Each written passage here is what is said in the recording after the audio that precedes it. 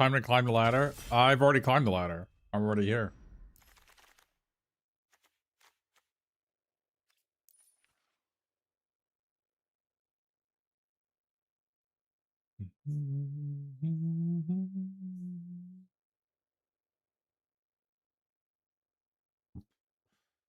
I still haven't drafted white black yet.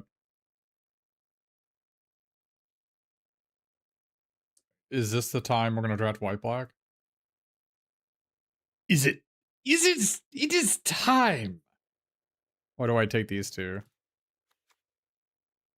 I don't have a second white black card is the problem.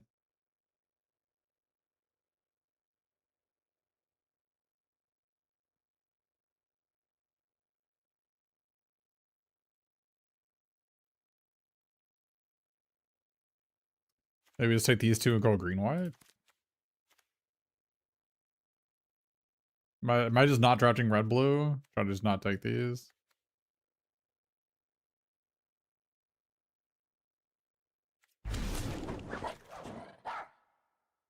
God damn it, white black's not open again.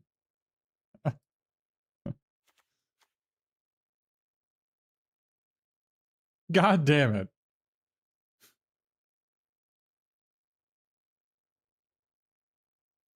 I tried. I even first picked Tenkar Koichi. Still not open. What can I do? I'm just always punished. This is why I try to learn a lesson to not draft white black and it just never sticks. They're like, maybe this time. Nope. How about this time? Still no. How about now? Weirdly enough, still no.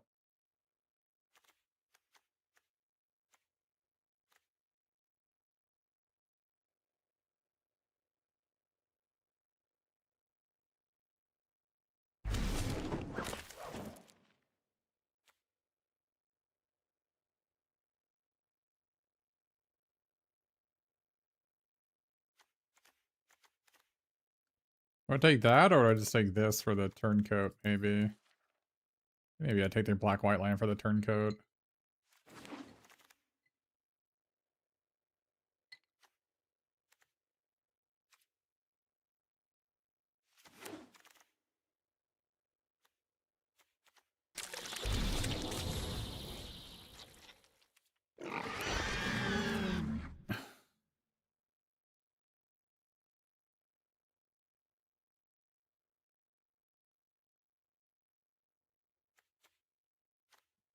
Could take these two. Try to go like a Demir artifact strategy, maybe.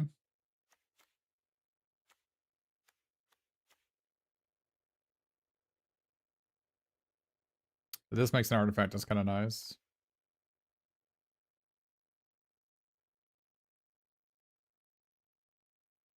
I mean, if I don't take Krang, do I take the Mutant Town?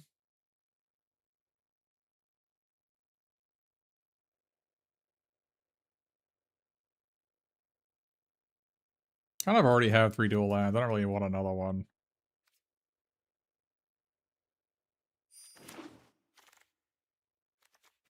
Okay.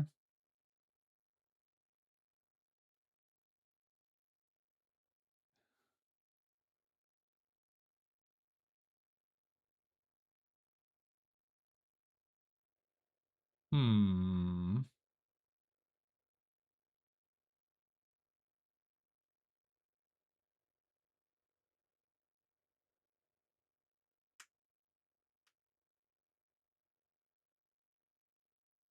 I could take New Generation Technique. I don't hate it.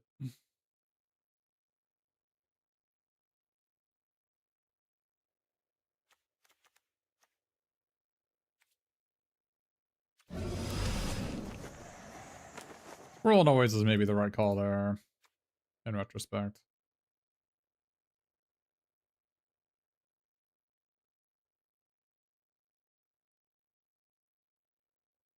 Man, I'm not playing any of these cards. How did I pass? I passed so many red cards and they just like didn't take them, I guess. I don't know.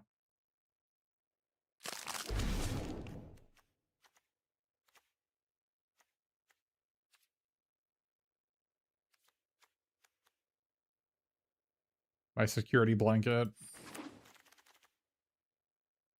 Oh, the scroll notes came back.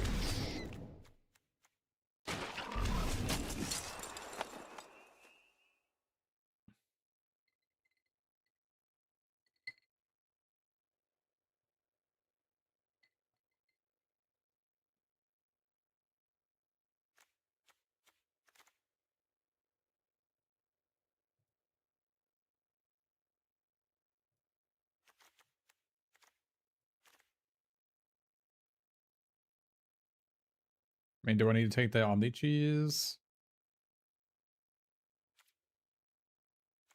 Do I need... I guess I don't really need the Tenderize.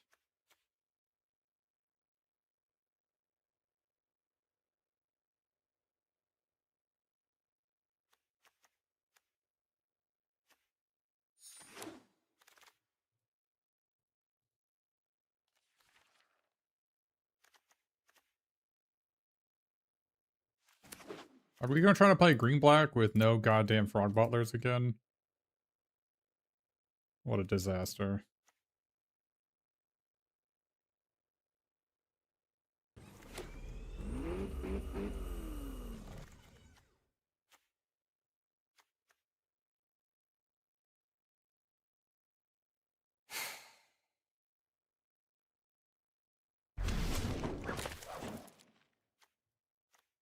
The Tenderize came back, goodness gracious.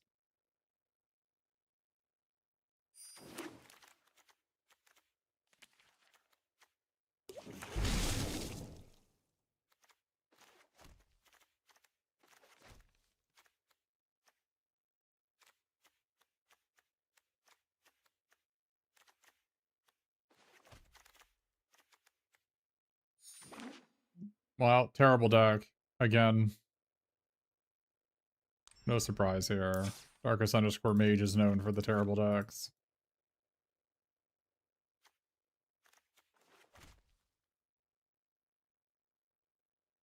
There were no Frog Butlers in the draft, though.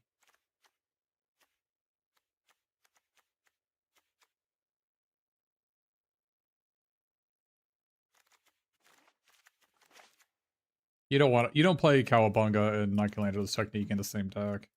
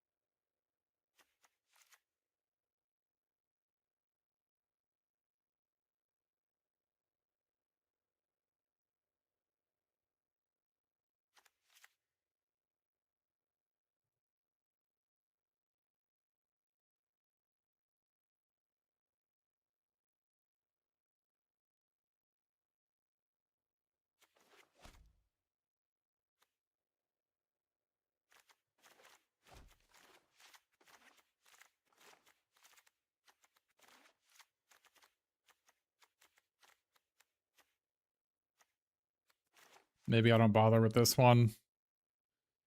Not that easy for me to use anyway.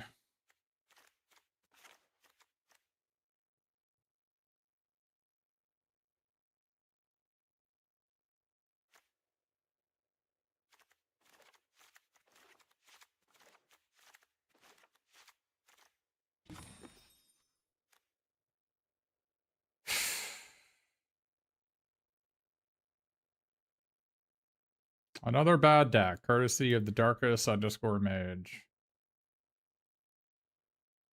See if we can get our 2 wins and get out.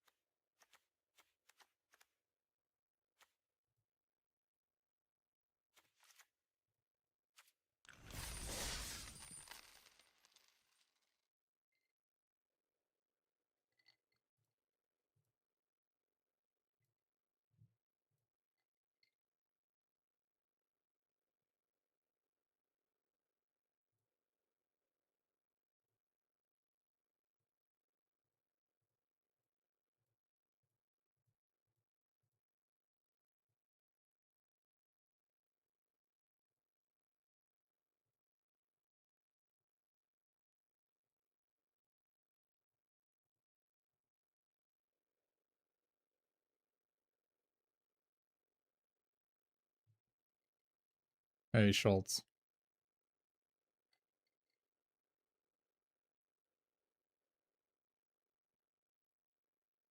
Yeah.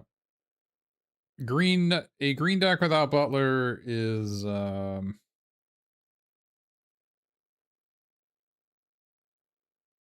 sandwich without bread.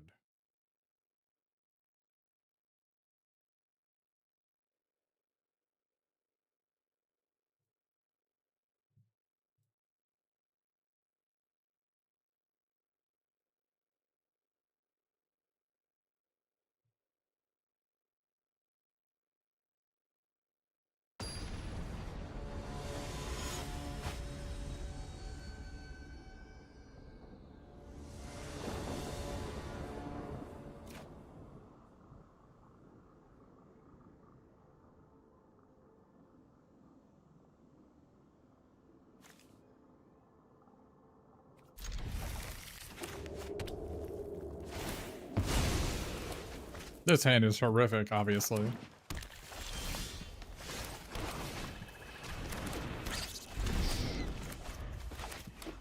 I didn't look at the mana. Maybe the mana's in a bad spot.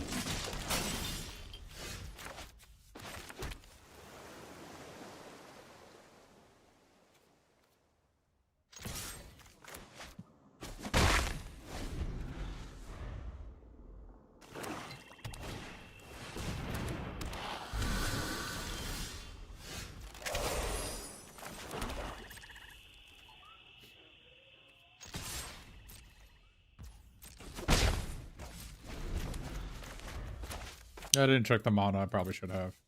They usually undervalue green when they on the auto like adder.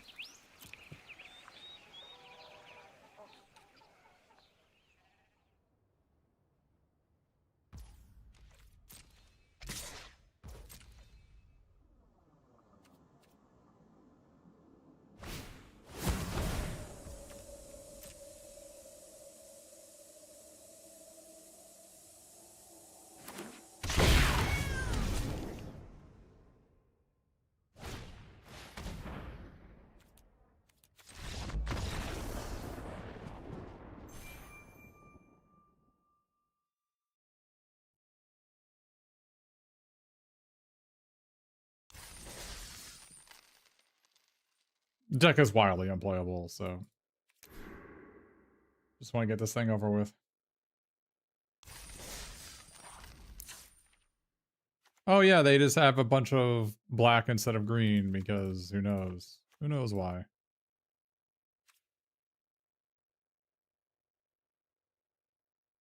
Oh, because of 2 anchovy banana pizzas, so they added 7 swamps.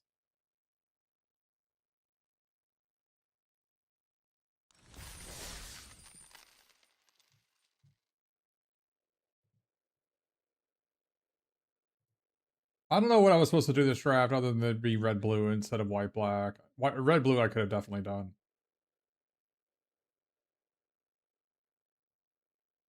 Instead of trying to go white-black again and failing. I feel like I've lost most drafts because, like, most of my failure drafts are the ones where I try to go white-black because I've never been able to go white-black and I just want to, like, see what it's like to be white-black.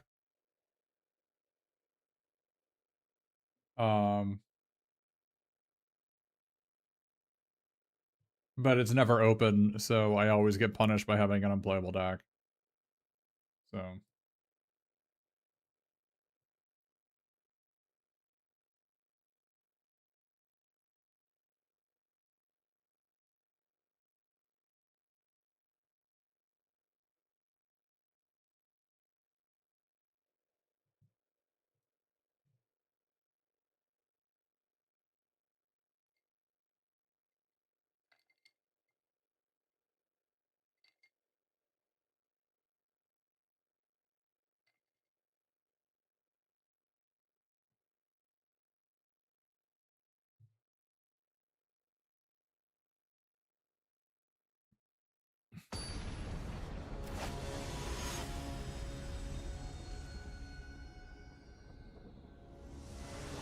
like, maybe white-black is one of those things you can only do if,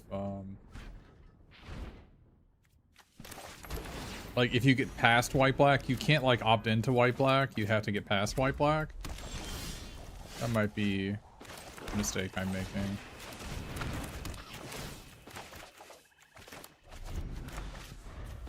Because you can, like, opt into a green deck. It frequently, like, it pretty infrequently screws you. But...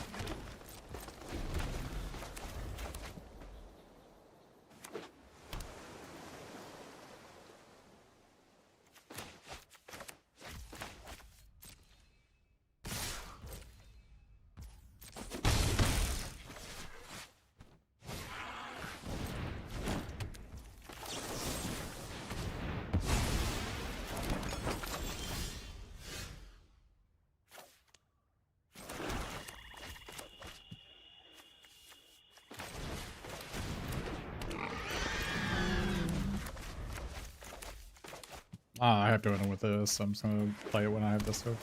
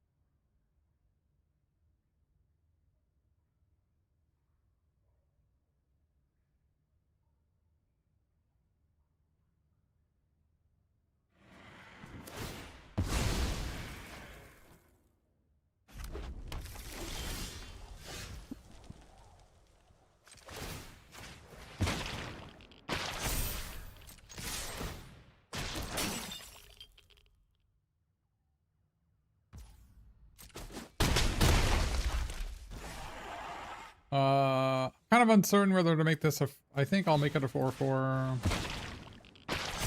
It's kind of weird because General Trog does 4. But I think getting it out of manhole missile range is probably more relevant.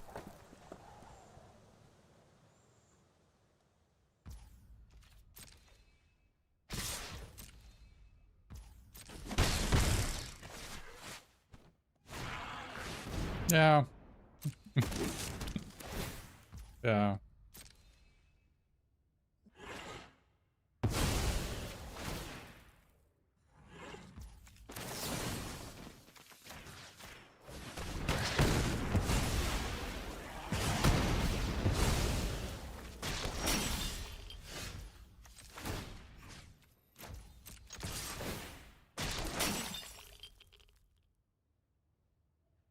So now the problem is the 6-minute deal 5. If they had the 6-minute deal 5, they would have cast it there instead of the Trog, right? So.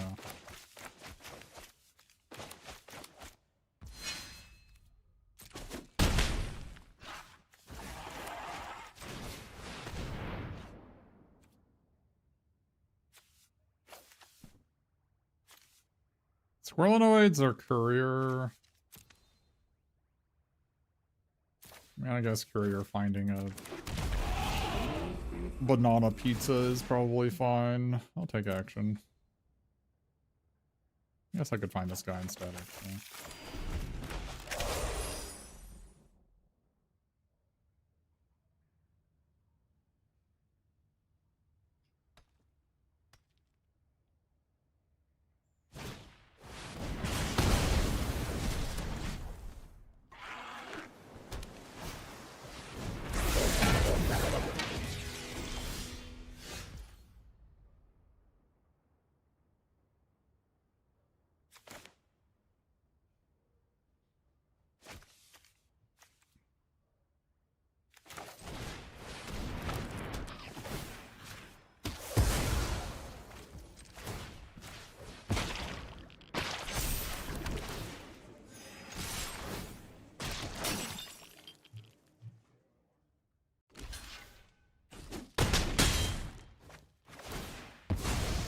My deck would be fine if I had like 2 butlers, but if I had 2 butlers instead of these goddamn squirrelinoids, this deck, I could actually play Turncoat Kunoichi, I could play better blue cards.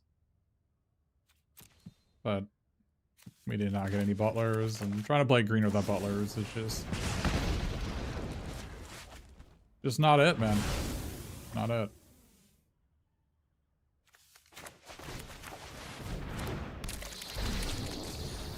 I appreciate the never give up, never surrender attitude our opponent is displaying here. With Michelangelo, Mutant BFF being the Abyss.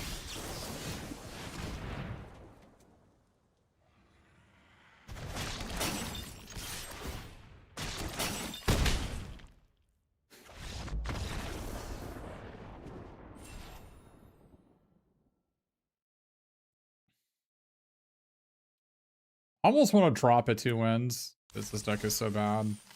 If I get it. Whenever I should be like Cowabunga over a land. Because our deck is so bad and like finding Leatherhead is maybe our only way to win. And also basically helps me get a second, helps me get an island. That seems to make sense.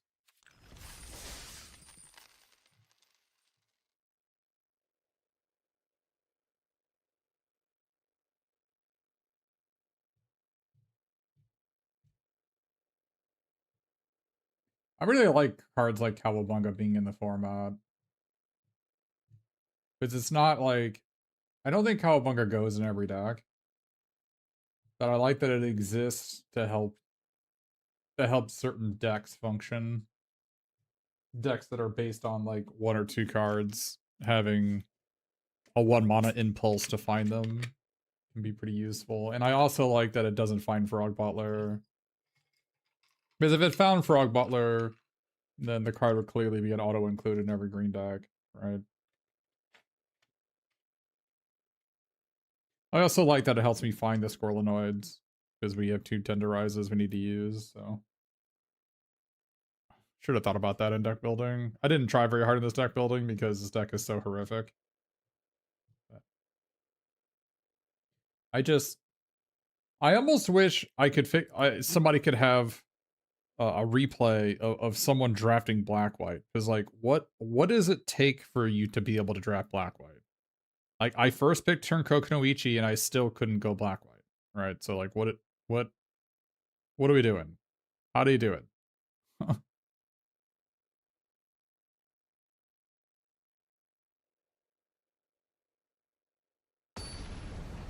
Like what does it take to have people in your draft pod that will allow you to draft black white?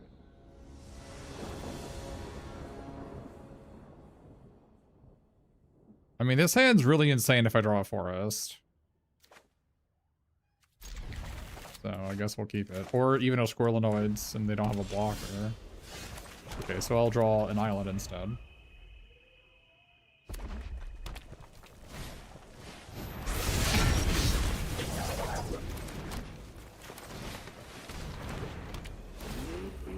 I'll take action.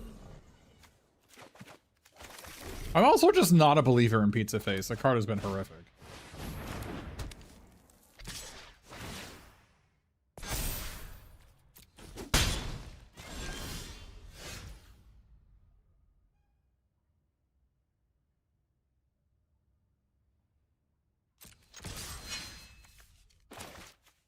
Can we get a Squirrelinoids here? That would be perfect.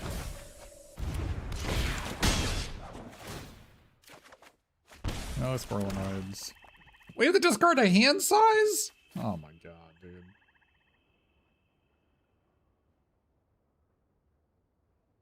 What are we doing here?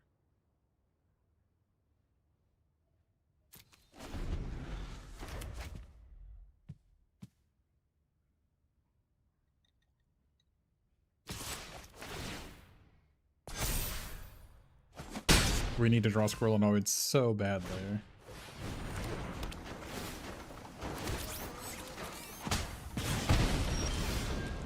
Not a Squirrelinoids.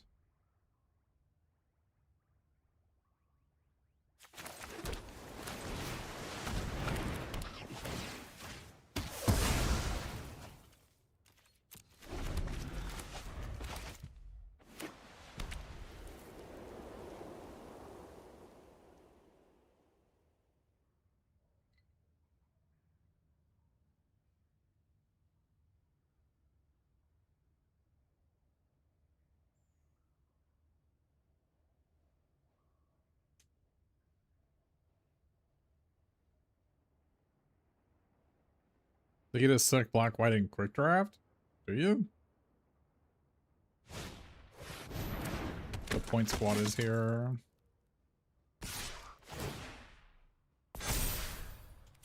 Can we please draw a Squirrelinoids for once in our effing life? Can we please draw a Squirrelinoids? Even a forest will do. God damn it.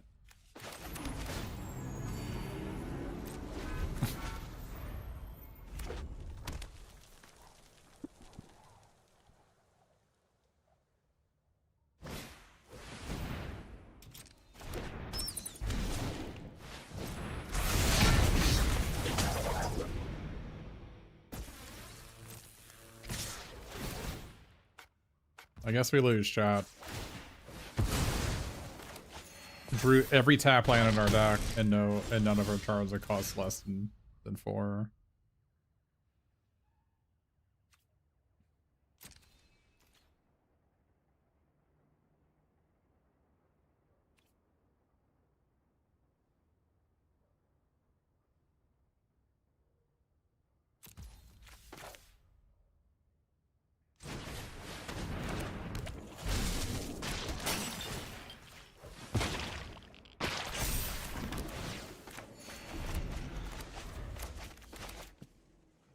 And we were on the draw, right?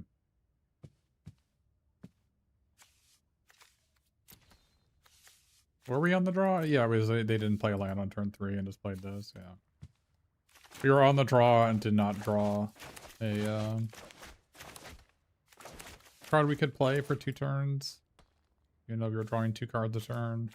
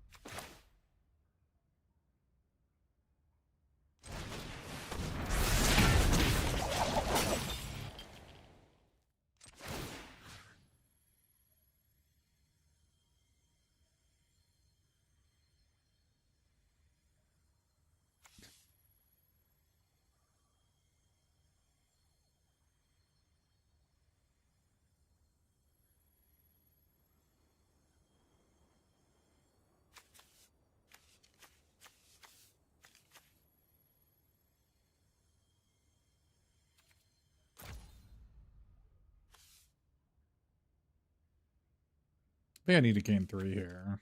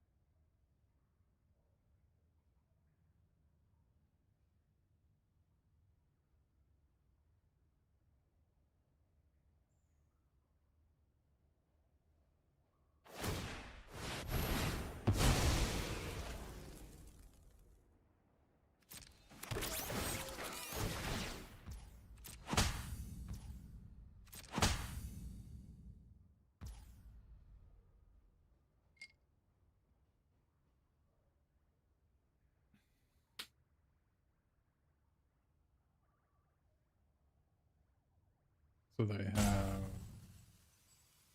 I go to 6. Gain 3, go to 9. I kill this thing. They swing out.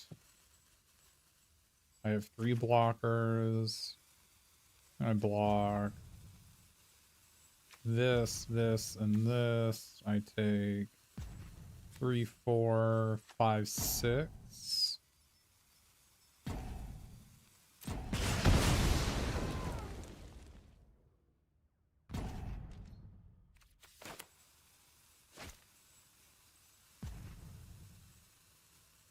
Want to verify. They swing out here. This gives battle cry. I kill this. They put the counter here. I take 4. I block 1, 2, 3. I take 2 from this. 4, 5, 6. I gain 3. Seems fine.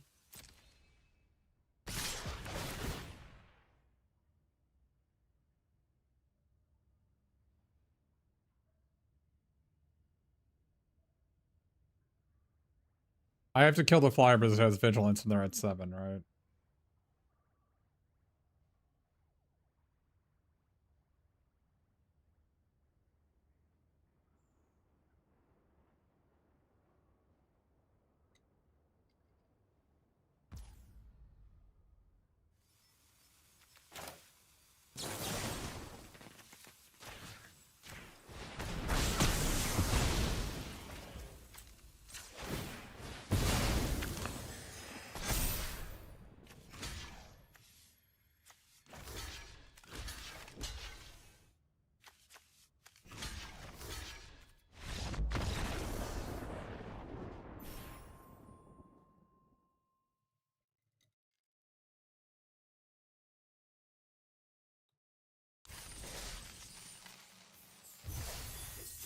We got our 2 wins. We no longer care if we lose.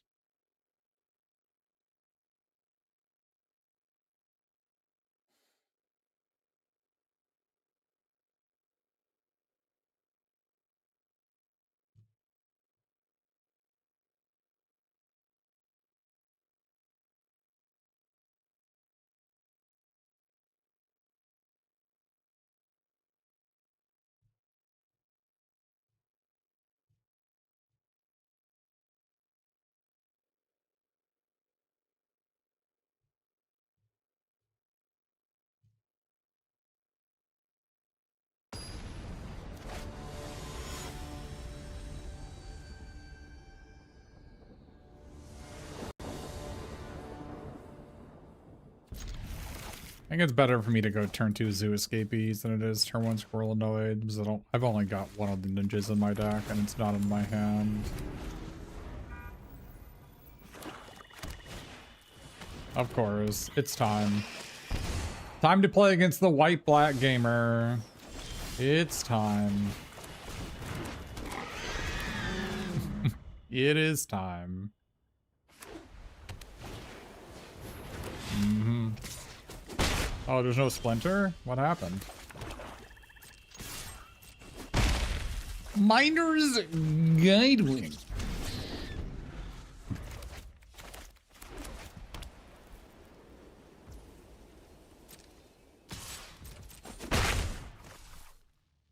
Three, 2, 4? I'm at a 2, 3. What are you doing with that?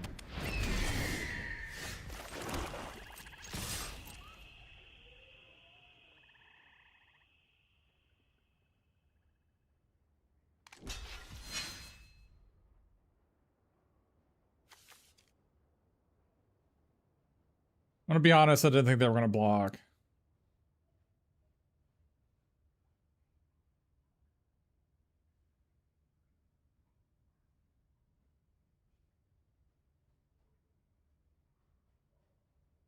I don't know why they blocked.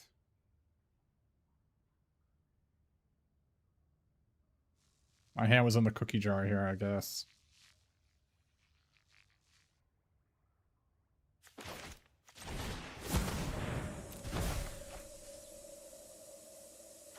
Wow, is this bad?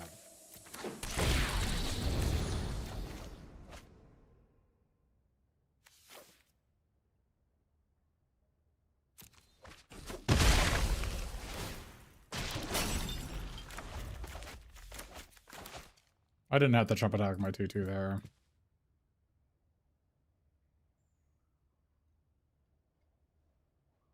What has all your prep taught you? That black-white is unplayable, apparently. Because it's never open.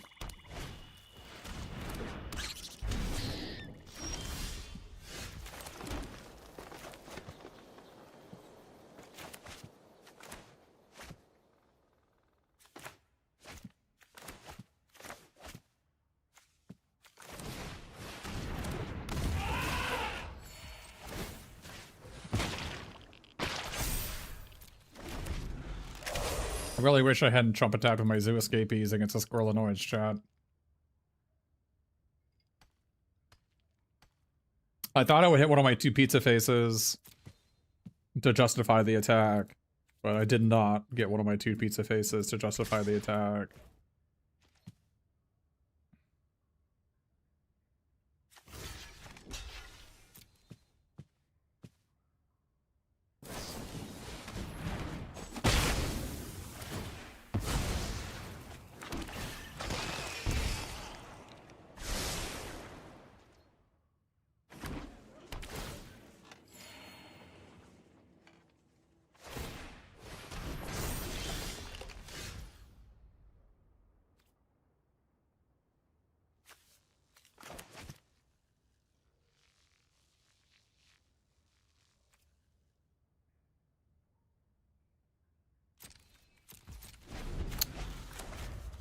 Man, if I hadn't jump attacked with my zoo escapees, I actually am winning this game. Are you effing kidding me? Why do all my opponents have this card? Like, you can't be serious.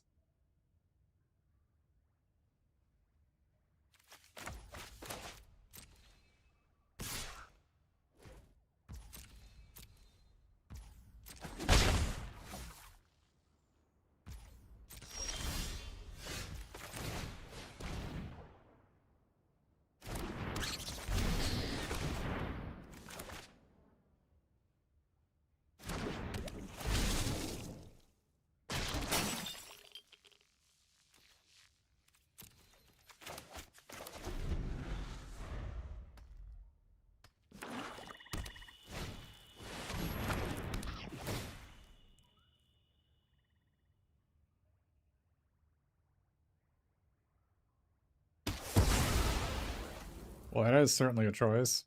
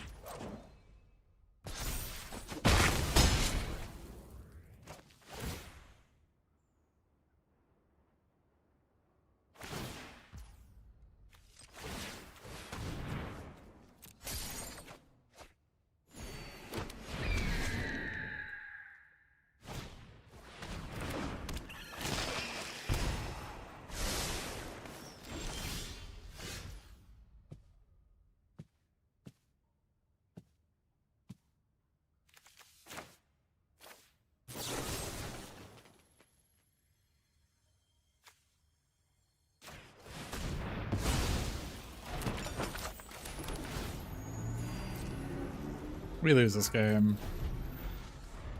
Because I attacked with my Zoo Escapees.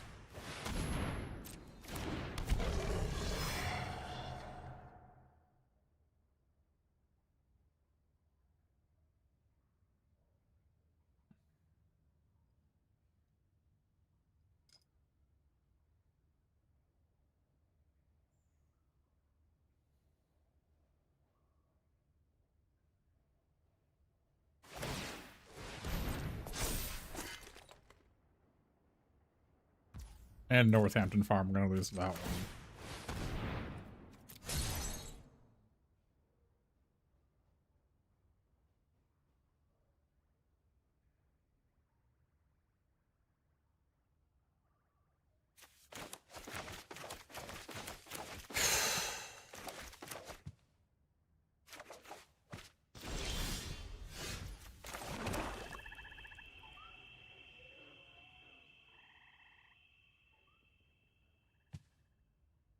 No, if they don't have Northampton Farm, I easily win this game.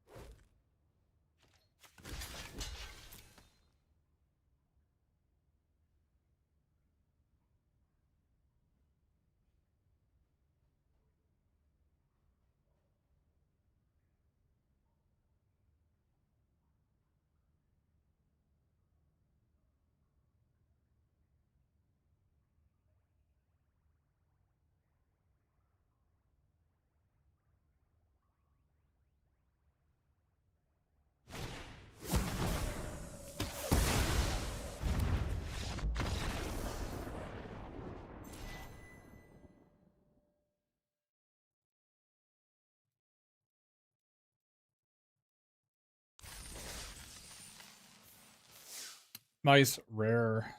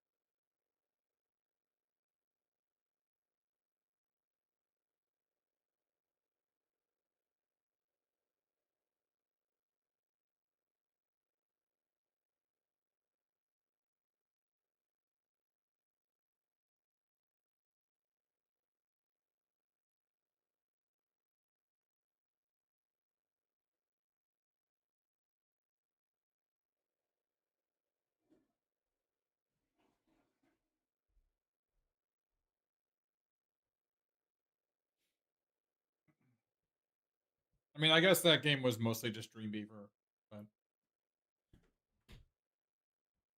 if they couldn't scry 3 blanks to the bottom and hit me for a bunch of damage and use sneak on Karai on the Dreambeaver, then also I would have won that game, so.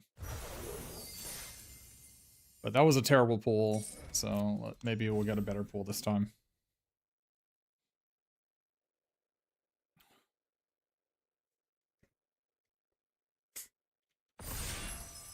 I did not play Otherhead a single time, which is, you know, typical.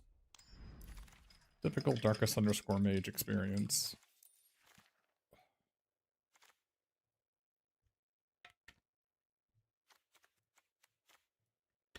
I feel like you're just not green unless you have, just like you're not like black-white unless you have April.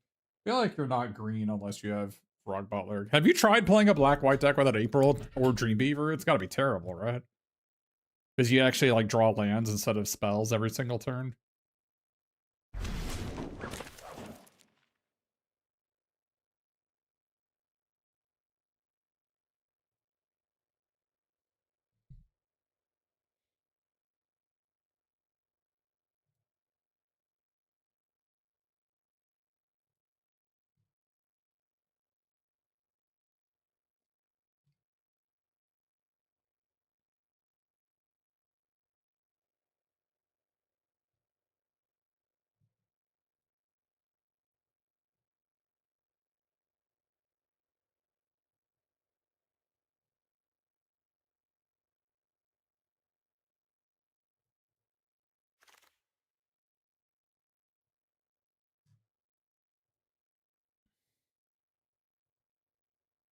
Yeah, like Beaver is like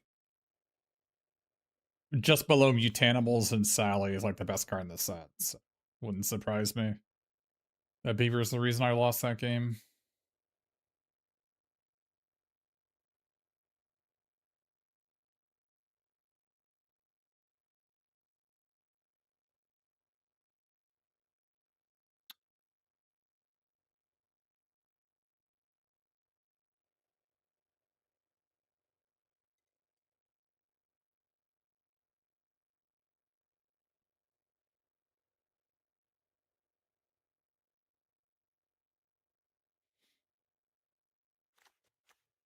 I kind of like Ooze Spell over Turtle Blimp, honestly. I'm not a big Turtle Blimp believer.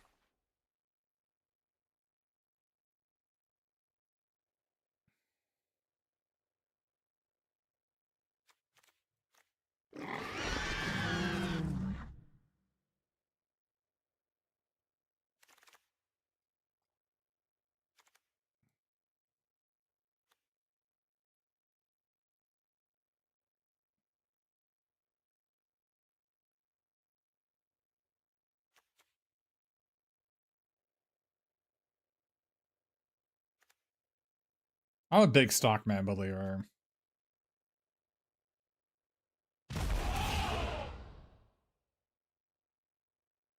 It could have been red-blue. We didn't have to be green-blue. Maybe it should have been red-blue here instead. I could have taken Mauser Foundry, then I could have taken the red cards in that pack. Green's not really open from what I've seen. Raph and Mikey is my best card, but it's also a red card.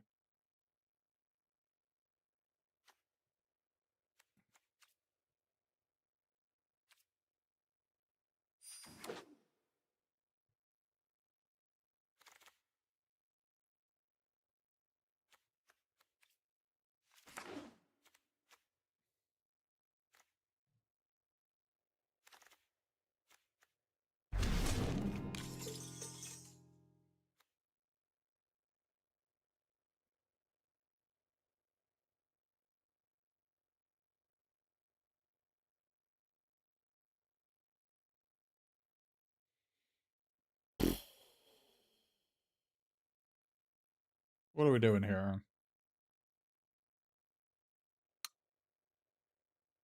I don't feel like it's Manhole Missile and Pachyderm.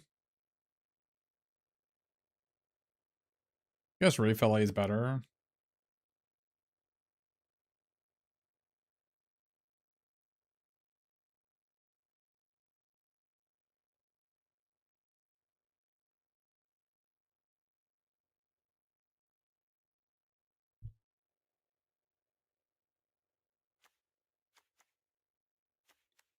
Drafting. Well, you don't. I don't know. This set's almost done, so I don't know if you should be coming here for learning how to draft this set. That's almost done. Yeah, we see like no green cards. Looks like we're supposed to be red blue.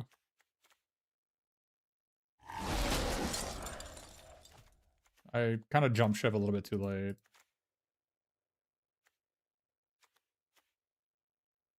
I could have taken that nobody in pack one. That was my fault.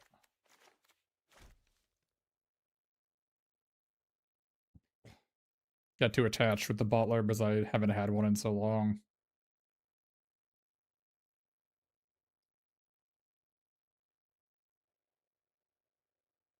This is the Universes Beyond set, so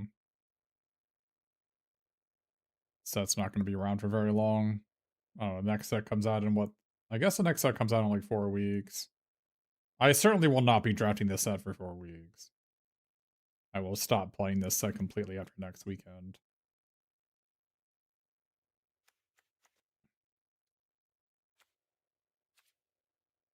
Because next weekend is the Arena Qualifier event that's sealed for this format. It's March 28th. After that, I'll be doing probably some non-Magic stuff, I guess. So you're excited for pre-release?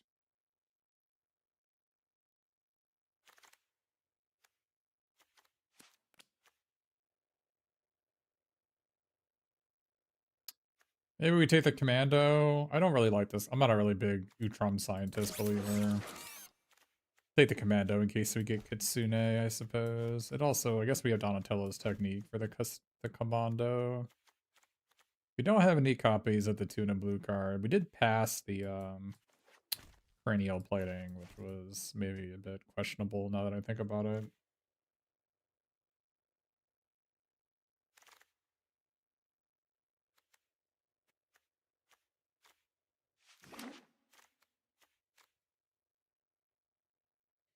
I should have had a really good red-blue deck. I punted this draft. It's actual real MTG. I guess. I don't think this is any less MTG than MTG other sets.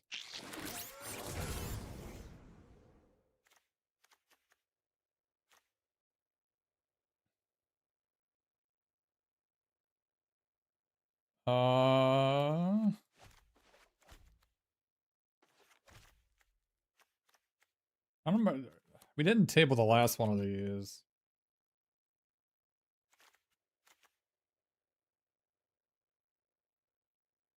I kind of want to take I kind of want to take Turtles Forever for this deck. Got some really good legends. But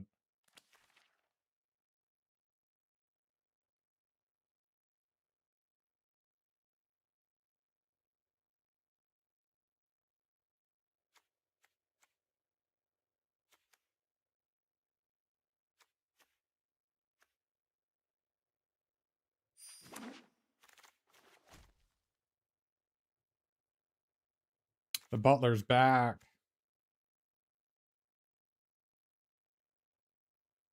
I mean, I guess we could still be a green-blue deck.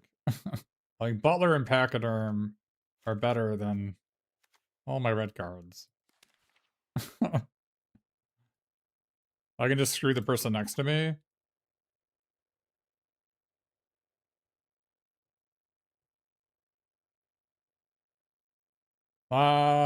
Yeah, I mean, I'm not against it.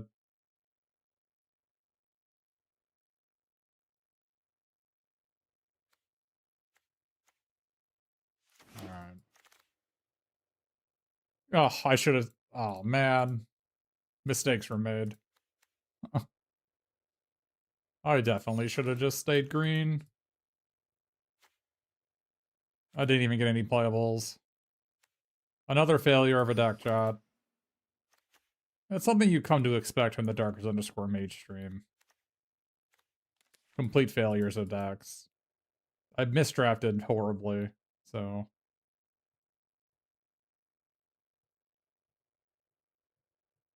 Misdrafted so horribly.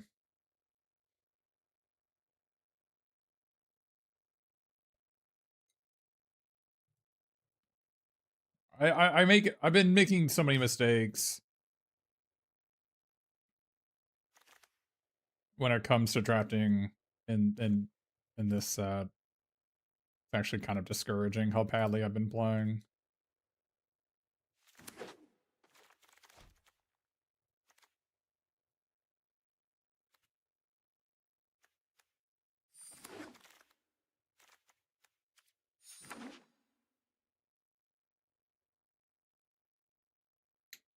I don't want to talk about it, Crow Zero. That's the answer.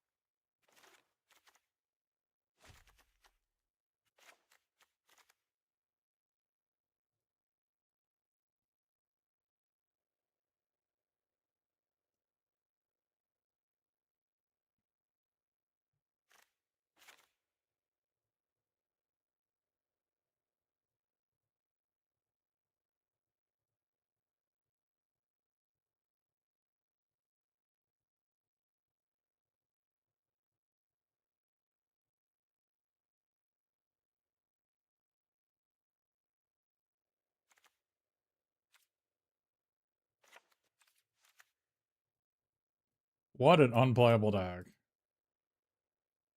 What you come to expect from the Darkest Underscore Mage.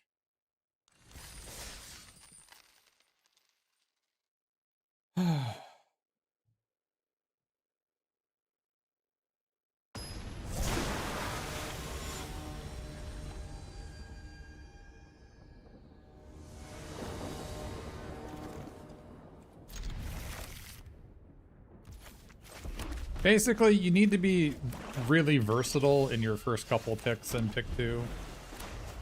And then realize what's open afterwards and not just be married to your first pick like I've been doing.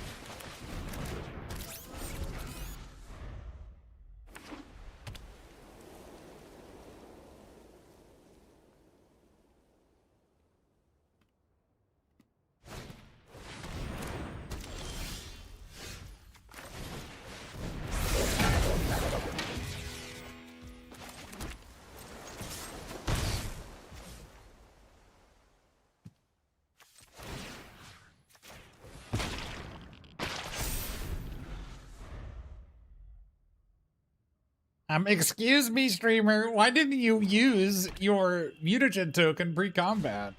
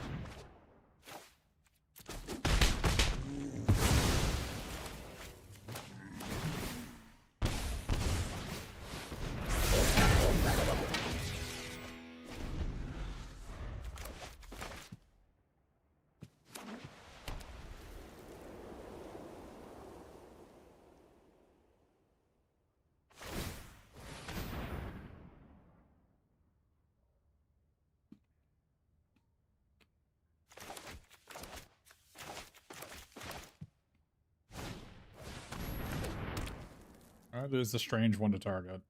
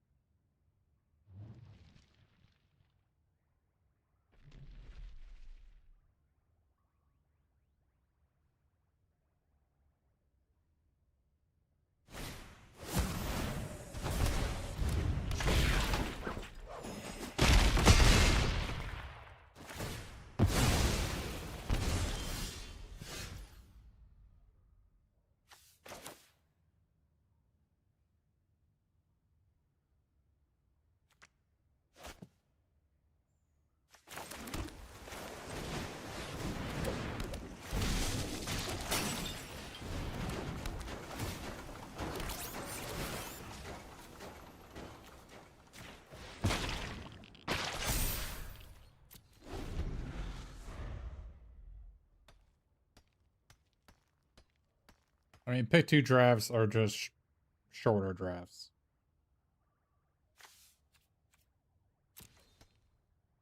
They take like 40% of the time as pick 1 drafts. I'd rather just do more drafts than...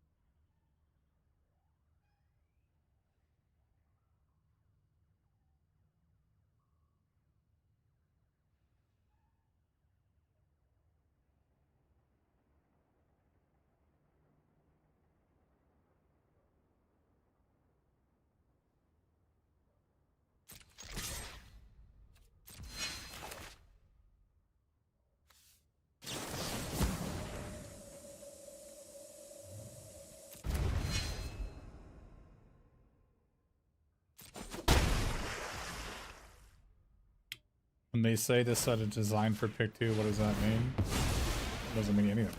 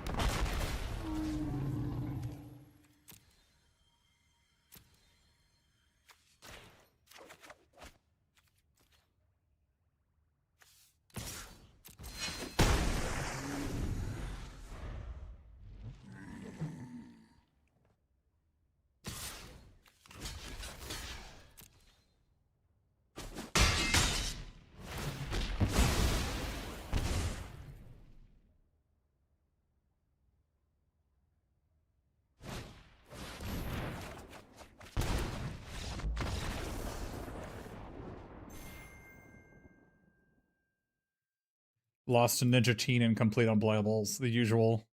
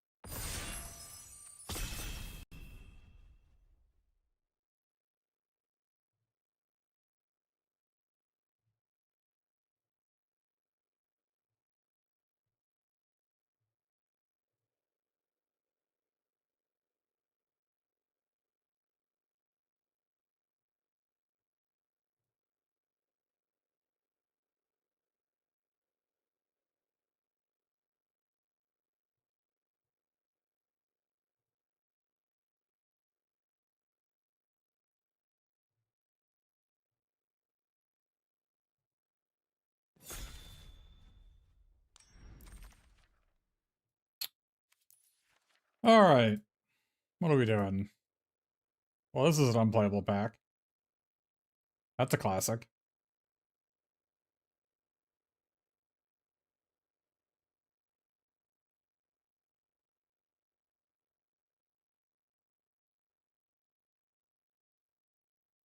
Am I supposed to take these two?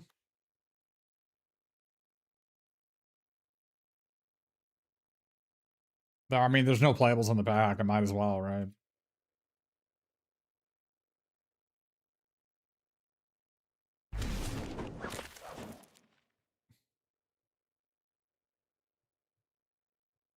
The green stuff? The green cards are unplayable in that pack.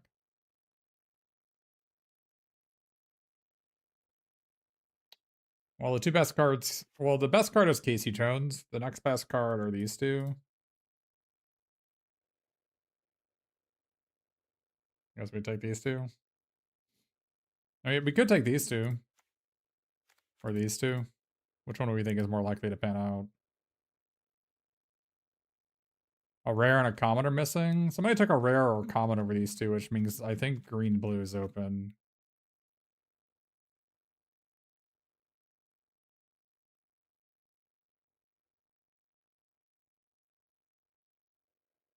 But I mean, red blue is also open if these two are here. I'd just rather be a green deck, but I guess I'm not actually green unless I have a Frog Butler. So. Wow, this is an unplayable pack. Okay. It's a lot of unplayable packs.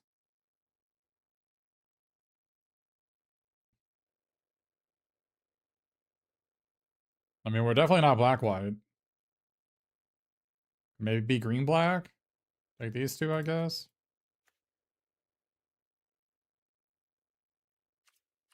These are the only two playables in the pack, so. I guess we can take these two. Gotta be red-blue again. I don't know what's going on in this draft. Mono one playables every draft. I don't know. I mean, all right.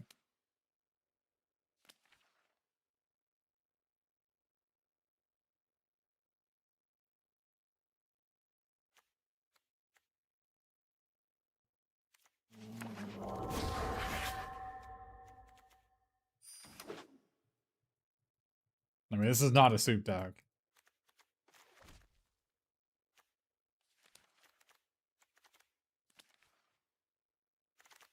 I think this is just another failure of a draft. It's pack one and it's already a failure.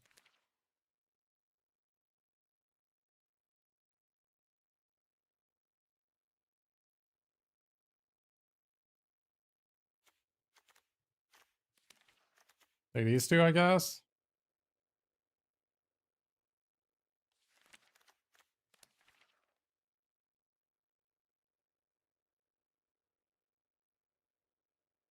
I mean, the best two cards are Leonardo and April. After these two, but we're definitely not black white. So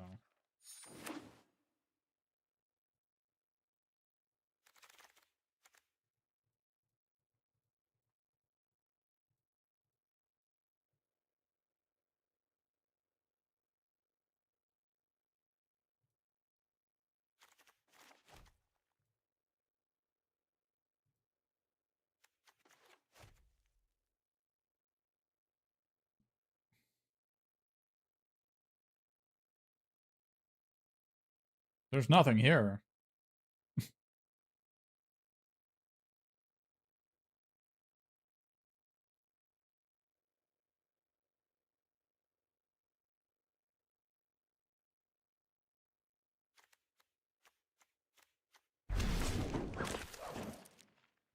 There's just nothing in any of these packs.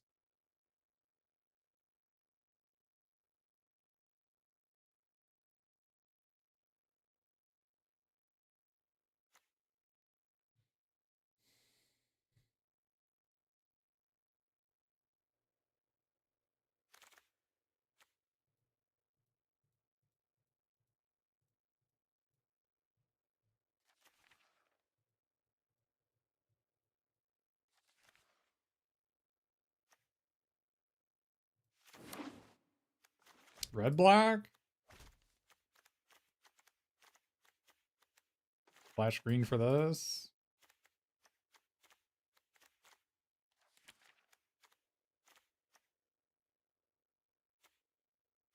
I mean, this card sucks. Westman Avatar. I'm sorry. Like, I know it is a fan favorite of many in my chat, but the card is bad. I don't know what to tell you.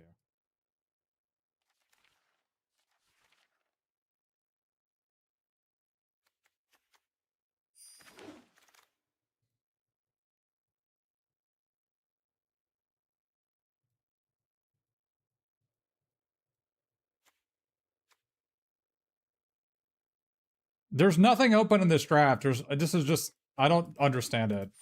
There isn't a single playable color combination. There was nothing I could have done. There's nothing anybody could have done on this draft. There are not playables in any of these packs in any color.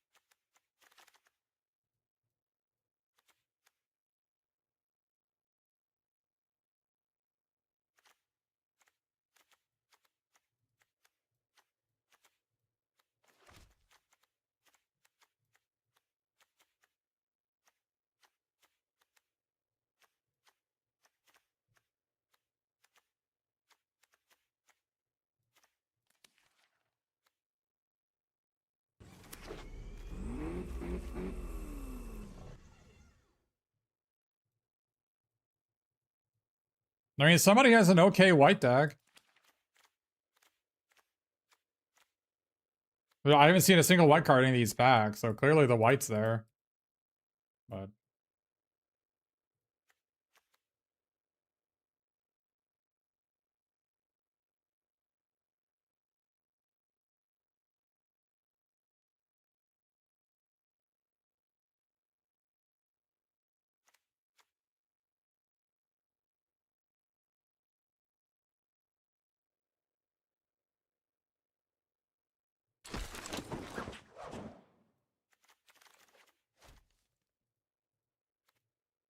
there's no playables anywhere in any color. It doesn't make any goddamn sense.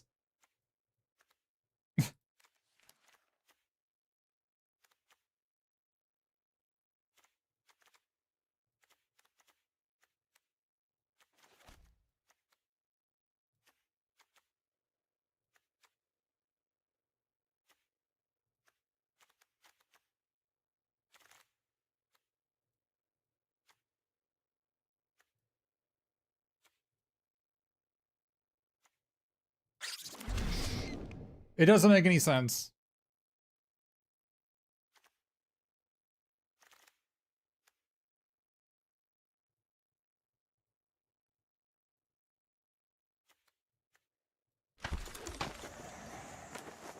Nobody could have drafted this. Nobody could have drafted this seed. There's literally nothing in any pack. No mana fixing, no playables in any of the packs.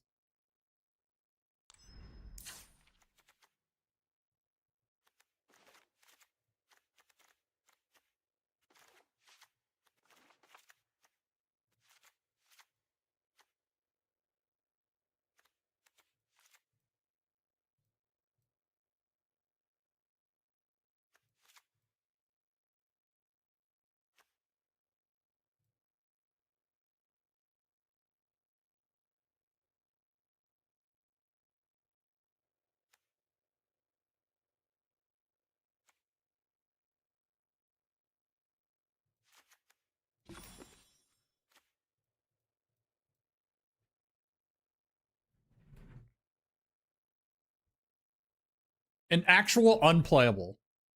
An actual unplayable pile of garbage.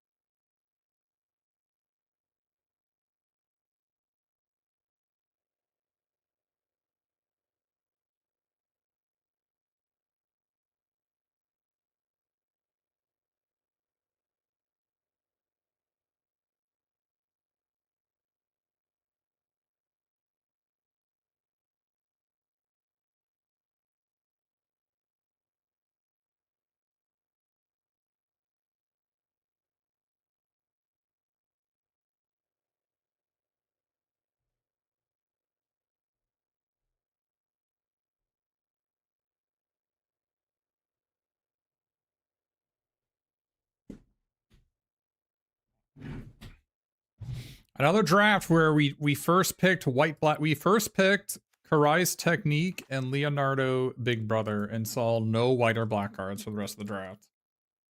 So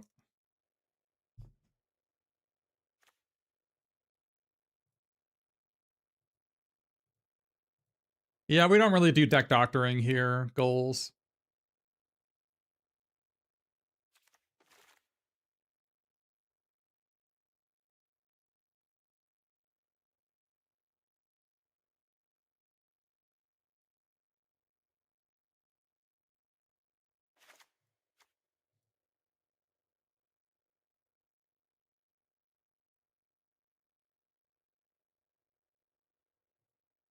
Deck doctoring is just not a thing that people do. It's really bad content.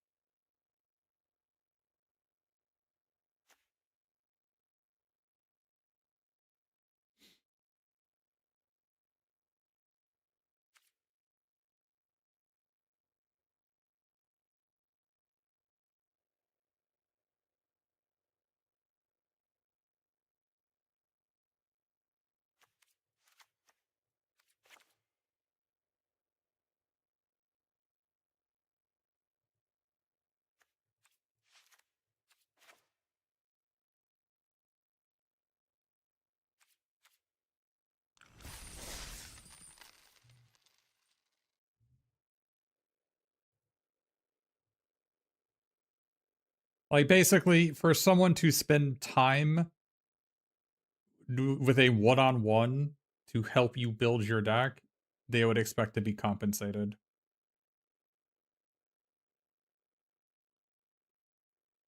Is the short answer.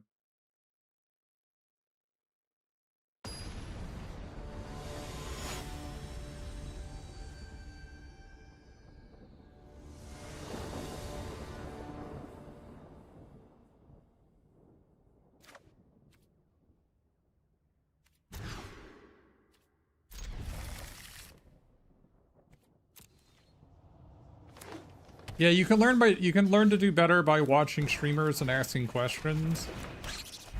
It's not a very effective way to. You don't really get better like in a vacuum on your own. That's not really how Magic is a skill that can be developed. So I don't think doctoring your deck is a very useful way to get better at the game, if that makes any sense. I guess you need to draw land, right? This guy doesn't do anything in play.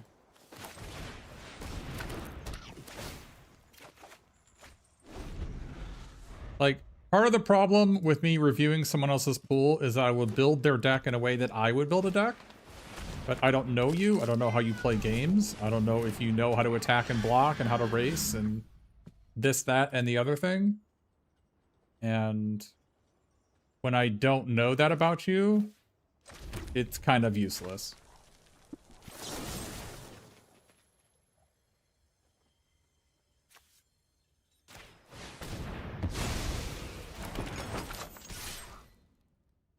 You'll just be better served watching a streamer and watching them what they're doing and trying to emulate them as opposed to fumbling around in the dark on your own.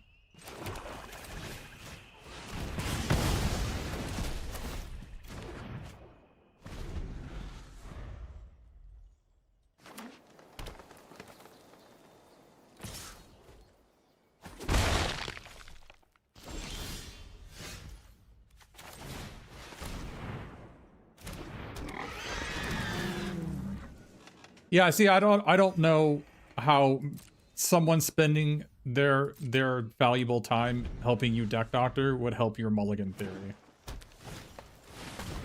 If that makes any sense.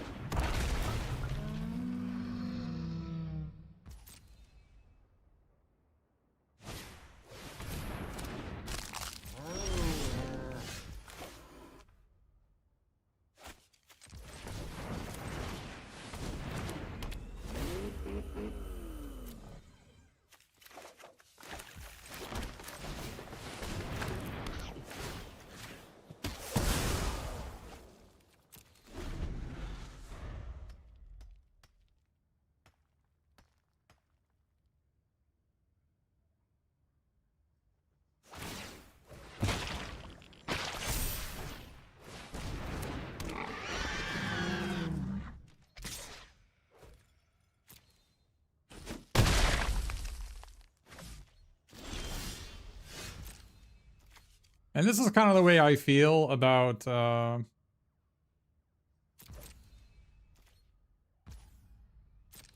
of the way I feel about Westwind Avatar.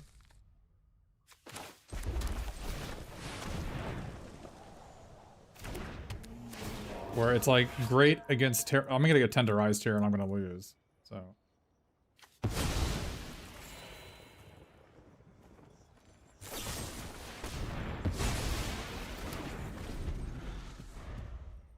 I'm resisting this temptation to concede.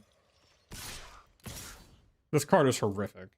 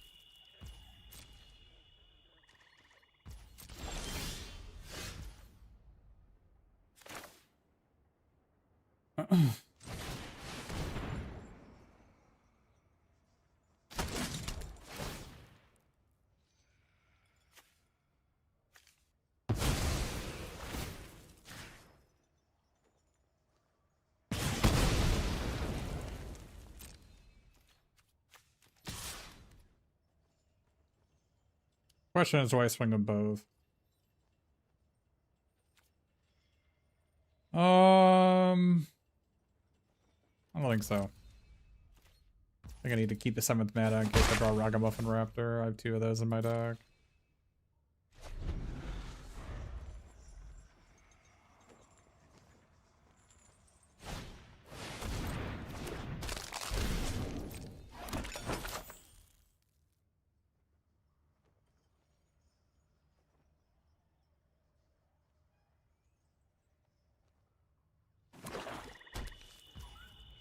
Like, I've got almost 100 hours of TMNT, like, content for free on the backlogs from on either YouTube or Twitch.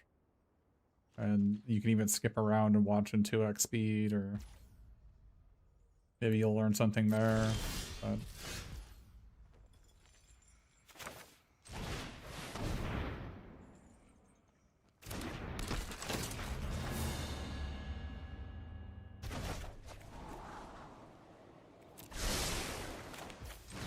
yeah.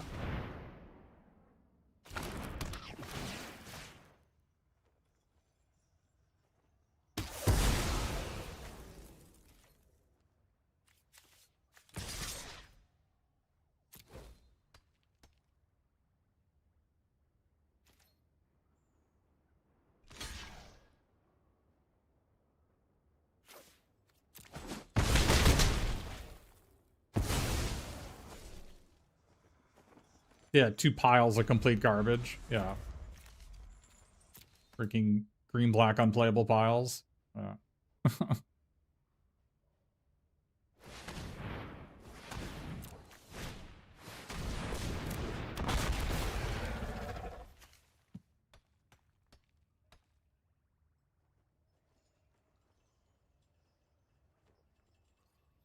Nice auto tapper.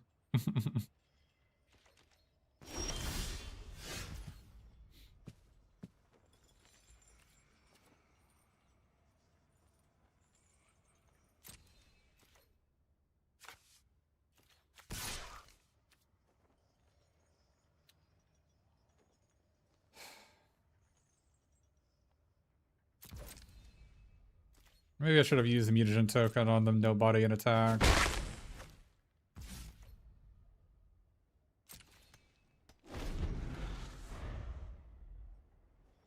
We gotta draw land. We gotta draw spells at some point.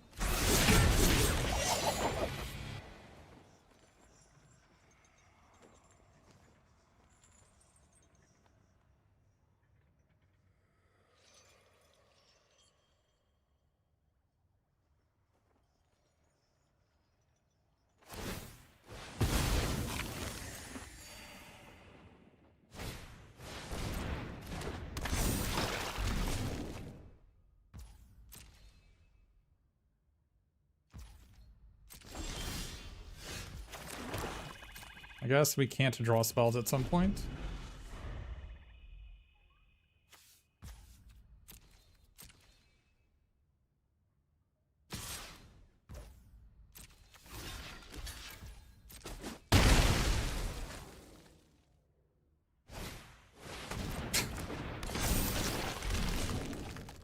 Yep. That is certainly a thing.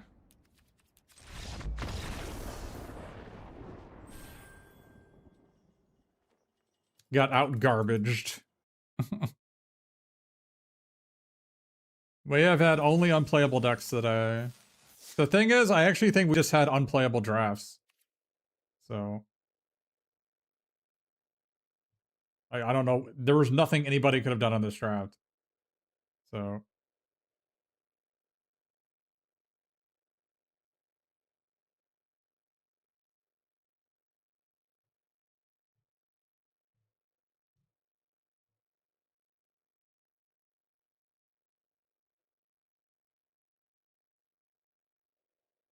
like no signals, no playables in any of these packs. It's complete nonsense.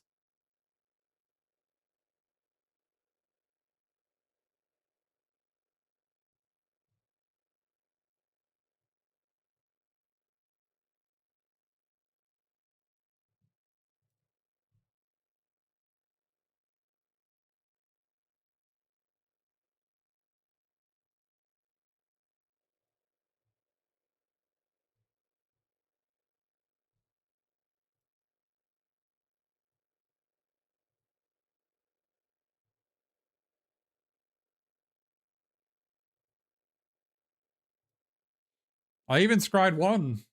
It wasn't enough. An enemy drew 2 Ragamuffin Raptors. I have 2 Ragamuffin Raptors in my deck. I didn't draw them.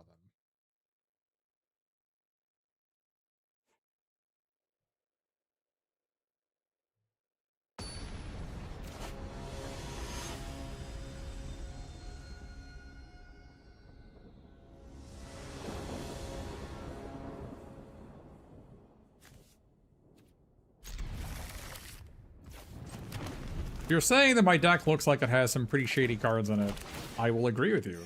My deck is unplayable. I guess I need to use Casey Jones before Courier because I want to still have an artifact in my deck, right?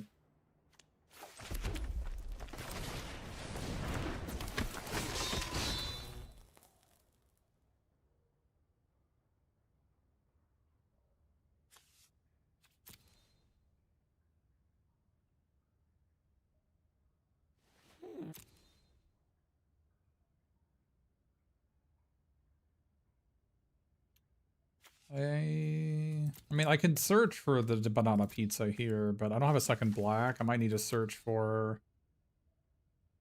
I probably need to search for the 2 colors artifact that draws a card here. So I guess I take this one.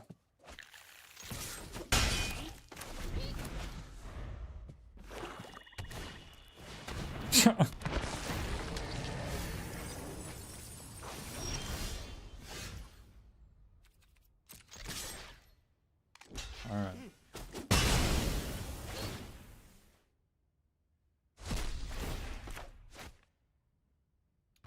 I think I want to shuffle my nobody back into my deck as soon as possible. But I also want to maybe potentially sneak this next turn. So I guess I'll play this one.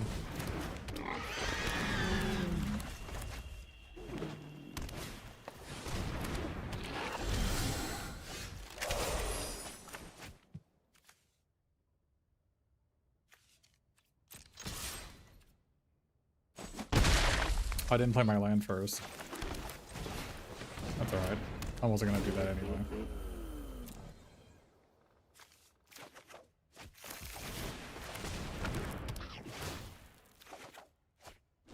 I forgot this was in my deck. I guess I don't have anything better.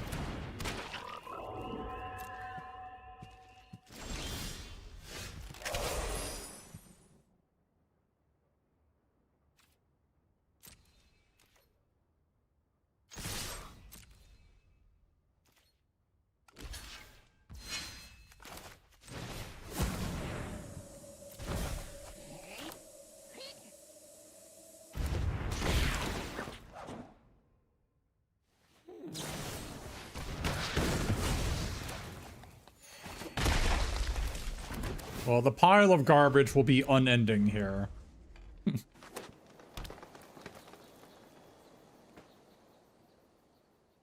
And by unending mean I have 2 anchovy and banana pizzas. With my luck, I will draw it here on this turn. Well, we drew something a little bit better, which is basically another anchovy and banana pizza.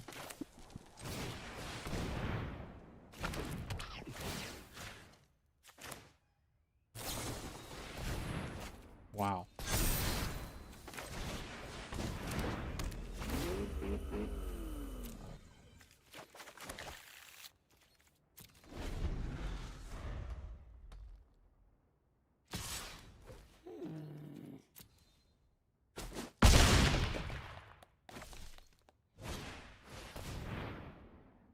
Six mana, 7/7.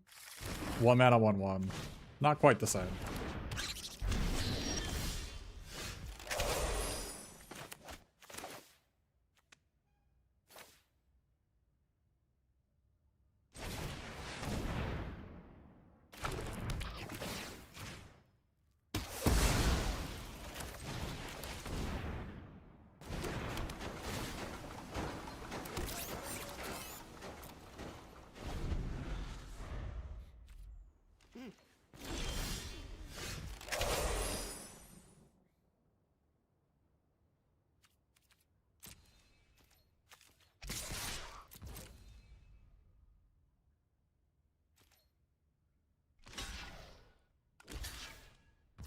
Okay.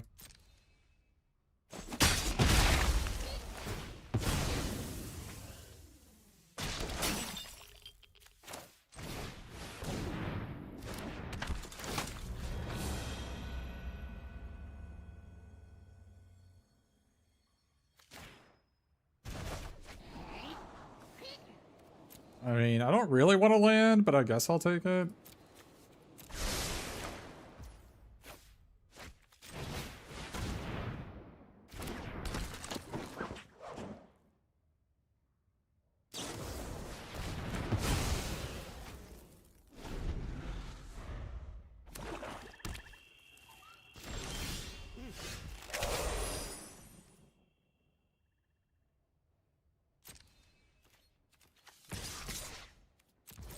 Might be right for me to just blow out the Mona Lisa and attack with the robot here, but...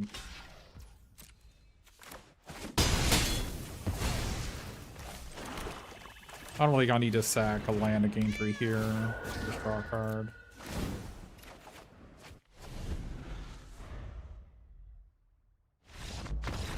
Oh look, Westwind Avatar, its win rate's going up!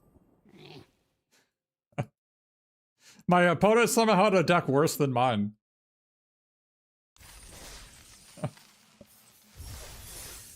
Stocks rising in 7 mana 7/7 tramples.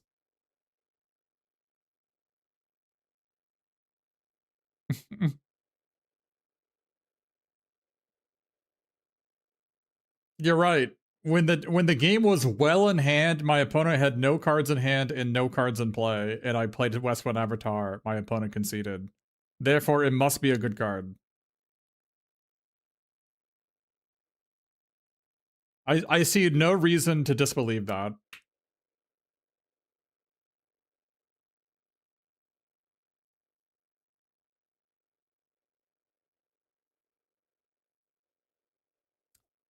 I still believe that Westwind Avatar's power level is basically inversely proportional to how good your deck is. Like, the better your deck is, the worse Westwind Avatar is. The worse your deck is, the better Westwind Avatar is. And so people think Westwind Avatar is great because they keep on drafting garbage decks. They're like, wow, this is the best card in my deck. Like, yeah, well, you would say that.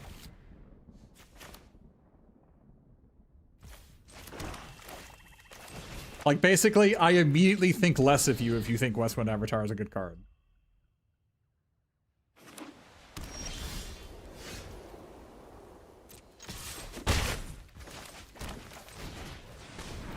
Nice, nobody I can't cast. I'll take action. I kind of weirdly want to take the Omni Cheese Pizza. I think I am. I have nothing going on next turn, and I've got a nobody I need to cash in on turn 5. I'll draw another nobody. I mean, I'll draw another, like, removal spell eventually, right? My deck is kind of full of them. I guess they're not full of them if I don't... Oh my god. They kept both?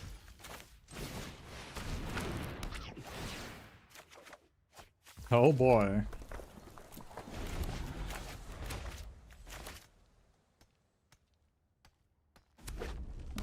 Now we can get this party started.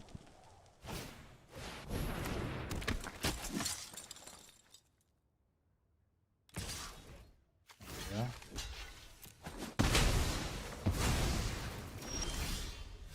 Oh boy.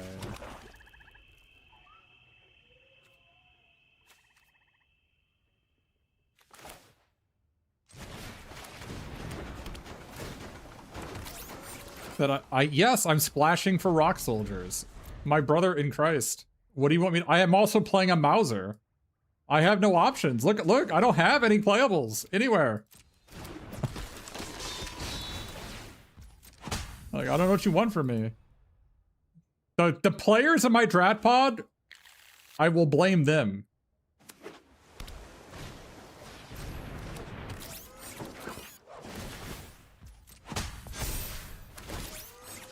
I will blame them for how terrible my deck is.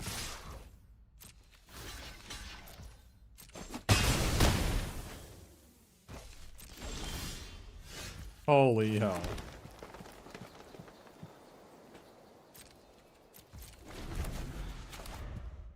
I did not draw a second red. I should have taken my banana pizza, I guess. I don't know. I'm a card closer to casting Westwind Avatar, though, so... That's better, right?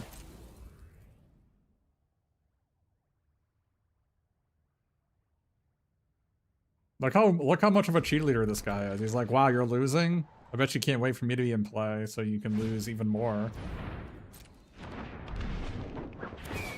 I don't know about this one. Oh, you're targeting your own guy.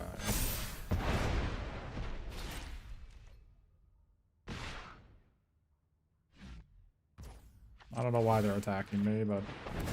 I feel like a lot of people don't realize Foundry does 4 damage.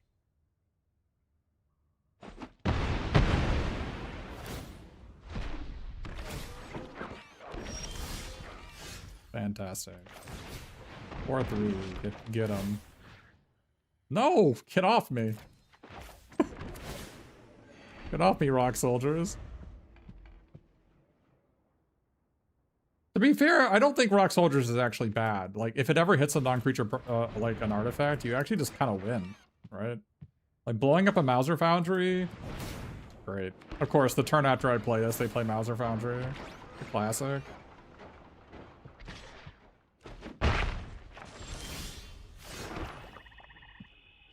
It is here. Let's get this party started.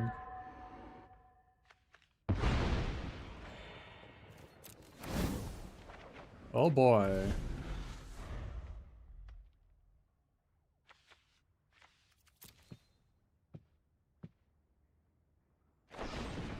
Wow, what a shit card. 7 mana, sack my land. What a shit card.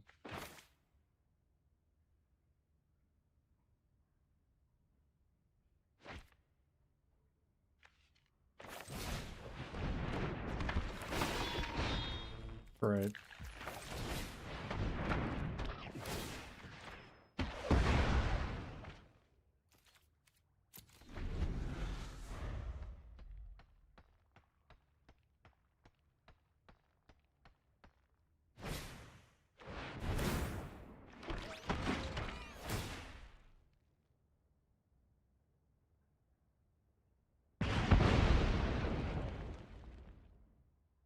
Guess I should have main decked Janika's Technique over the Mauser. Of course, they destroy this right as I draw this, the second mountain.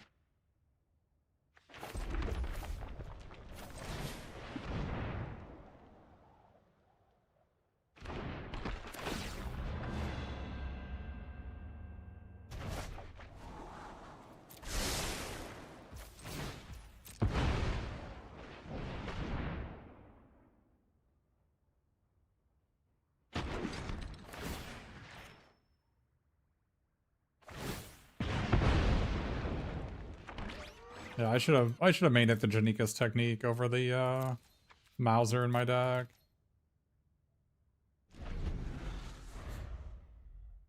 I'm gonna lose to just unplayable pile garbage. They're gonna draw 5 lands, all spells.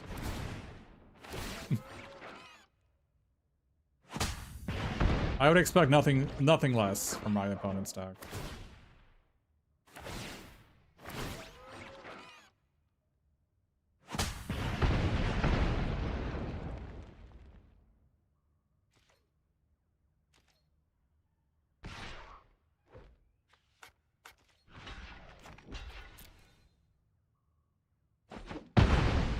They're really sensitive on these Mausers. They really don't want to risk them in combat. Very scary. Scary. Scary 4-3.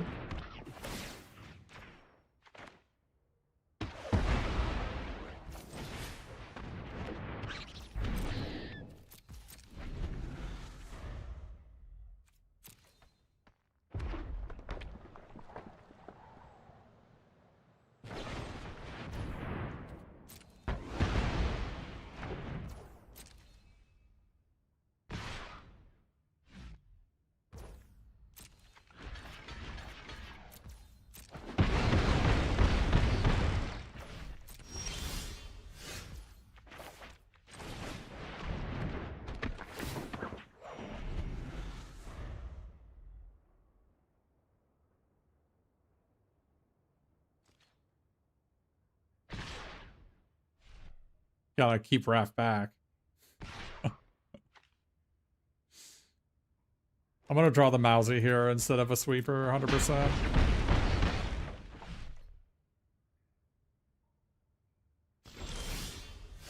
Nope. Unlucky. Lost to red-white unplayables. It's another classic matchup.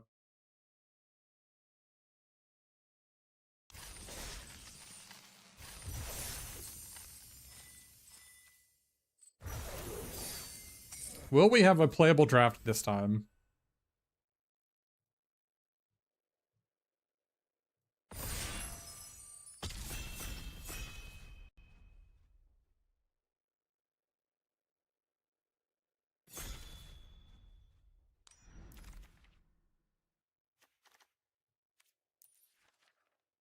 The strongest color duo is the one that's open.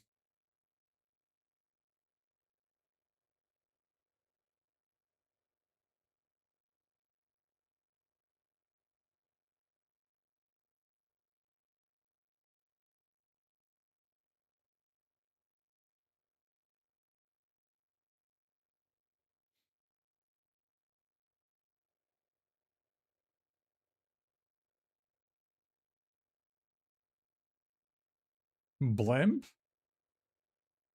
Is this where we're at in life? This is like a third tier 5 drop. It's like not even better than Stockman.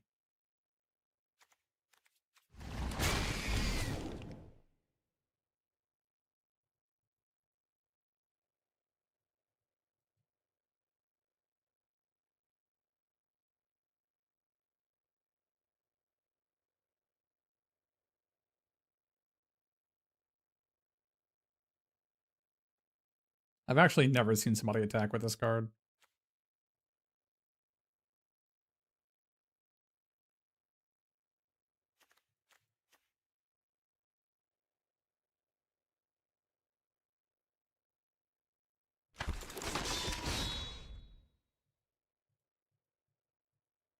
Well, this is a 5th pick April.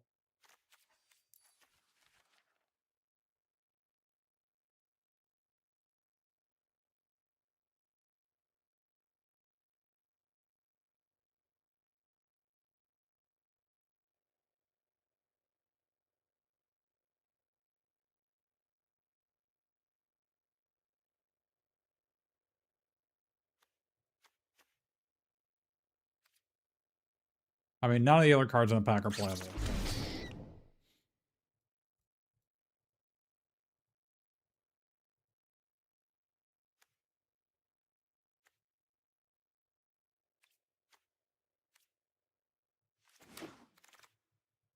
Okay, and Blimp came back.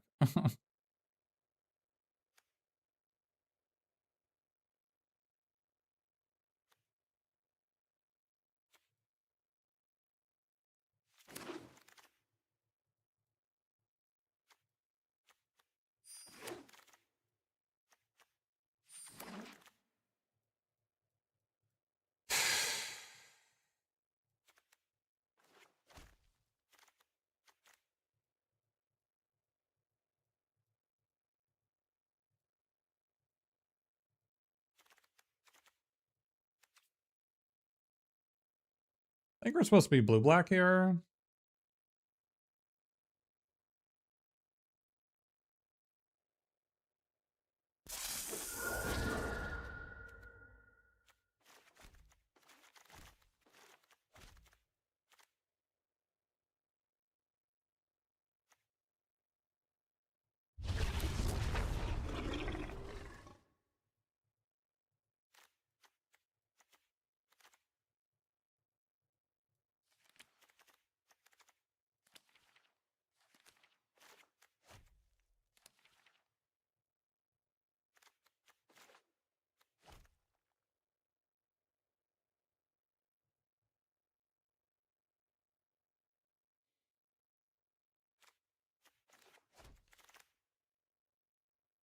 How am I going to pass in a Westwind Avatar, though?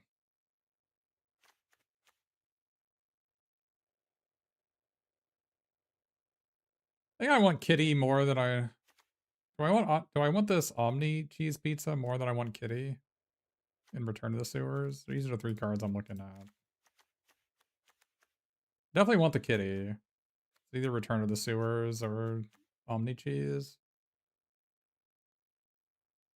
Omni Cheese is maybe lets me backdoor Casey Jones. It's a lot of blimps. I don't know if I'm a fan of all these blimps. Really don't think I'm a fan of all these blimps. I don't mind Colonia X when you've got Ice Cream Kitty and you've got this guy to get, so.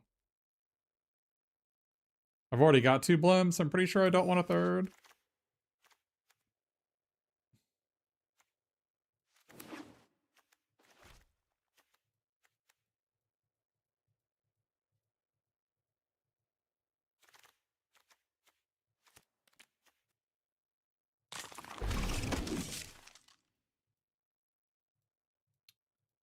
I just want the removal spell, right?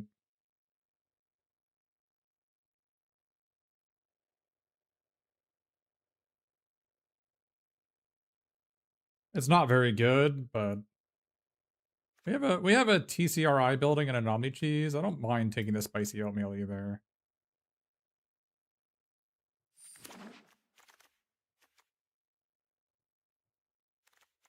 I don't mind taking Krang. Man, Mutanimals is here.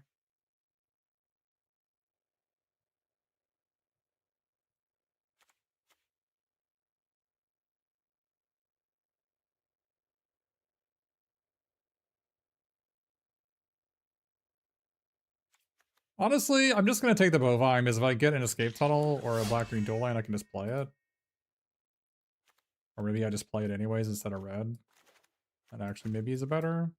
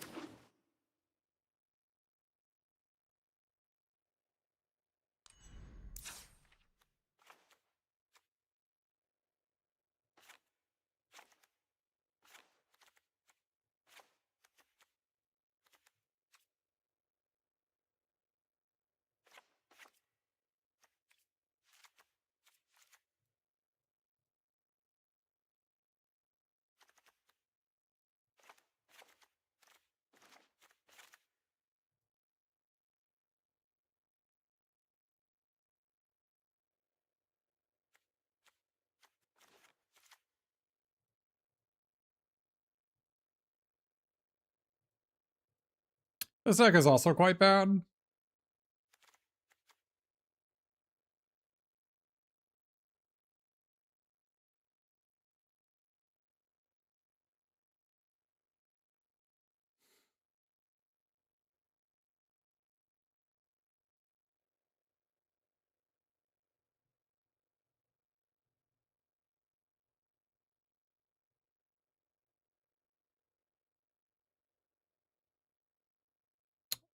What is missing? I don't know, just I'm missing like 5 playables basically. Like basically the second blimp.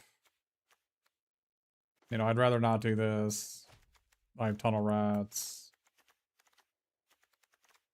I have these and no way to trigger them. Like this deck is like 7 playables off of where I want to be.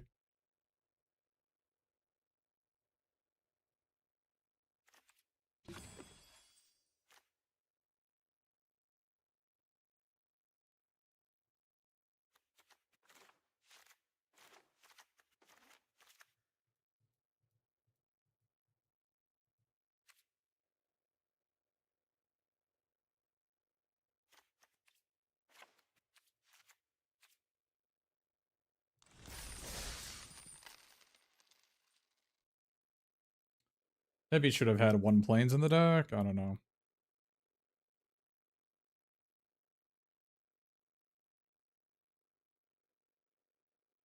Very bad deck though. That's what is this? The 3rd or 4th draft in a row we just had an unplayable deck. It's very starkly different than yesterday, where we just like 3-0'd every draft we were in, and even XO'd the sealed.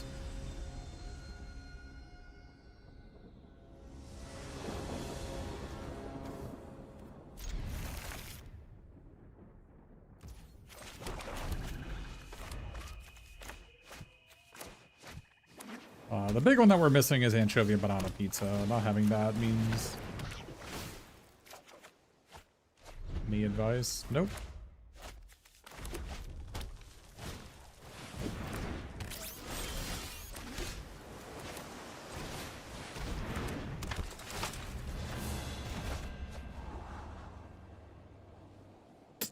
I mean, I guess the land is fine. It's not amazing. Land's not fine. If it was a forest, maybe. Yeah. Forest or a swamp. An island I really don't need.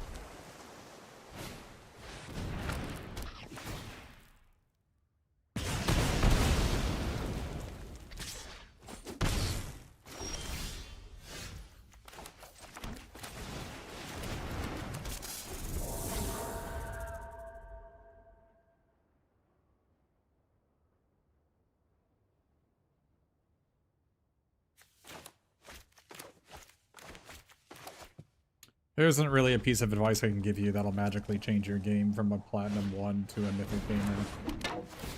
So, I'm not really sure what you're looking for.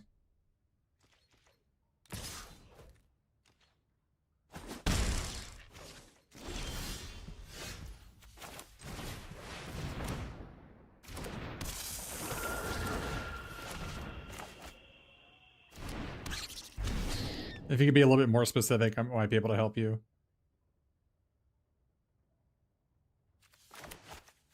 But trying to compress like 90 hours of expertise into a single statement that is somehow profound enough to help you is just never going to happen.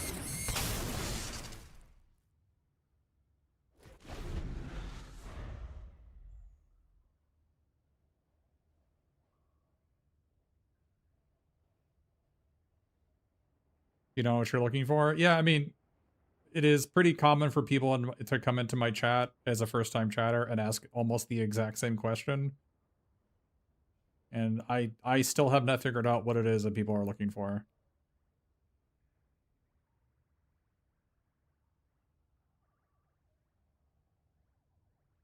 I don't know how I can help you. If the answer is, look at your draft and tell you what you're doing wrong, I'm not going to do that.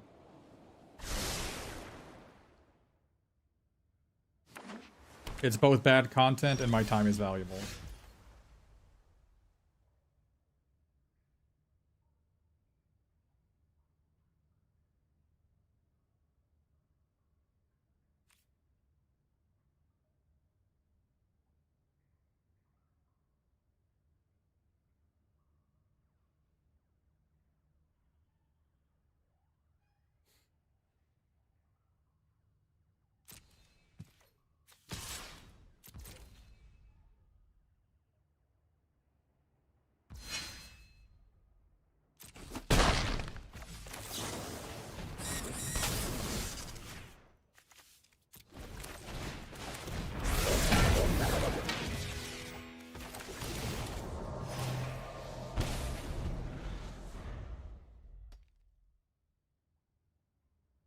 I just want to empty my hand so Krang draws 3 or 4.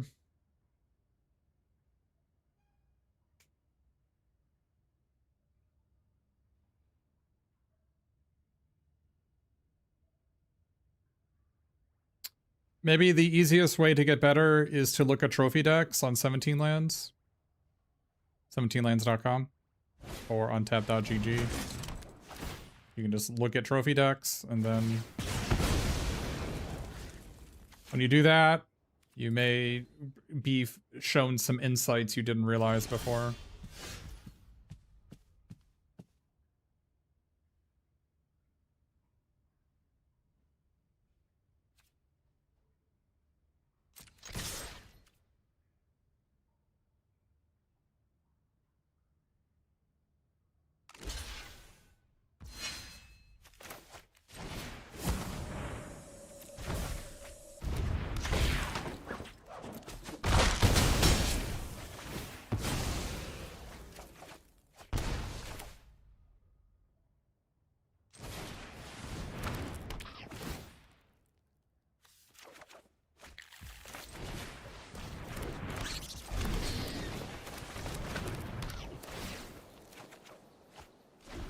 This secret backdoor everything pizza.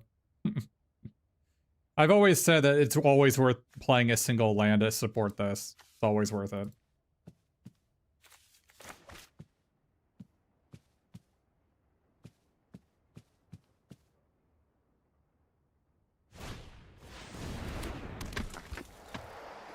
I'm not a believer in the bespoke bow. Like, 3 mana for bouncing and permanent is so freaking much. It seems so hard for it to actually work out for you unless you're bouncing a Westwind Avatar.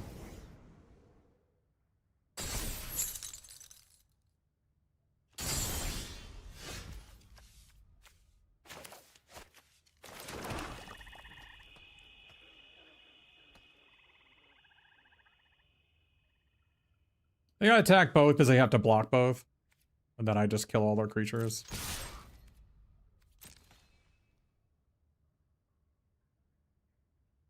Both my creatures are lethal, so.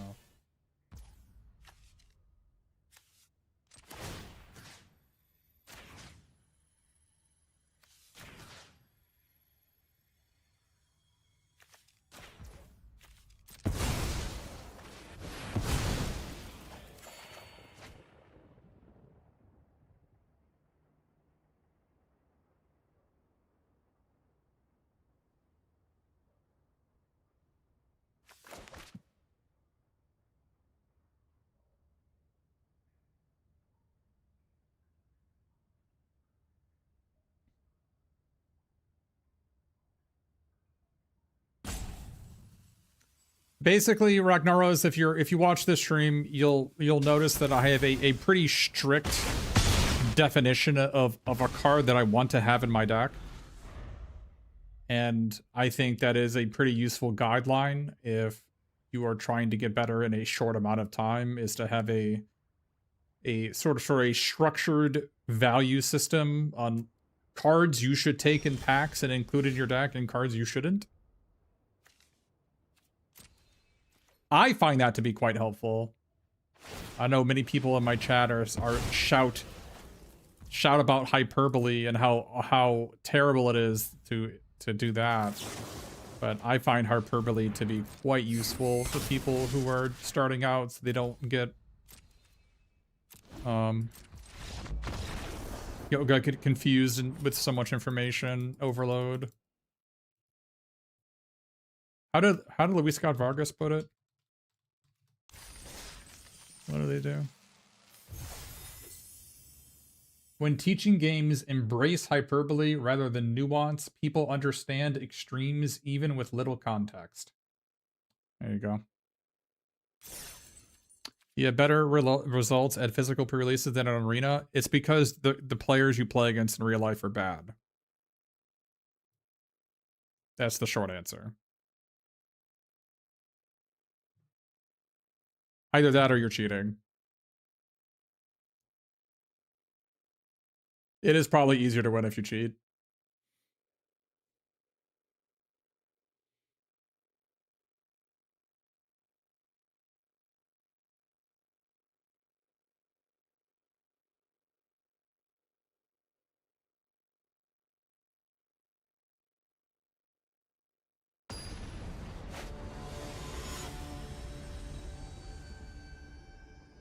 Yeah, I don't play on real life events. I try not to. It's really not enjoyable. Most of the players are kind of mid-minus. Boy, is this hand unplayable.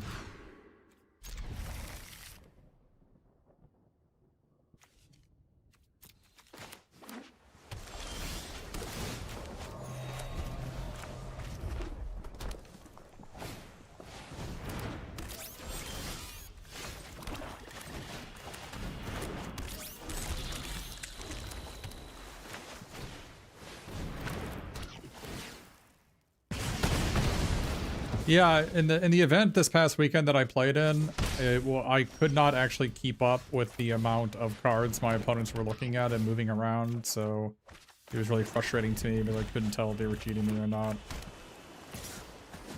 You know, when your opponent goes turn 2 Scarblade, like turn 1 Evolving Wilds, turn 2 Scarblade Elite, turn 3 Scarblade Elite, turn 4 the 3/3 Menace, the Mills 3.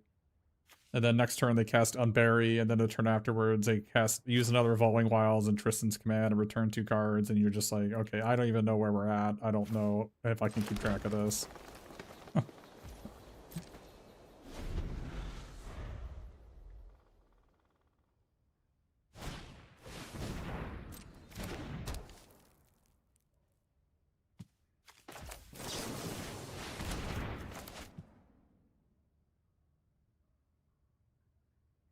Yeah, online is... I think online is the best way to play Magic.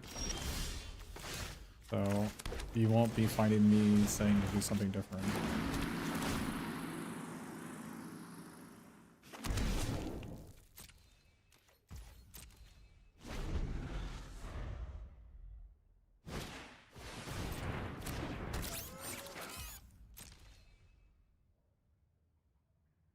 Yeah, there was definitely a smell at the event. It was a 10-person event, and it was still like... I believe there were 2 people who had, like, the smell. You know what I'm talking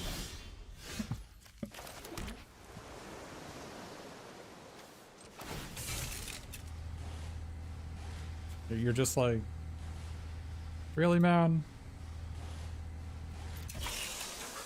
Couldn't be bothered to freshen up a bit here.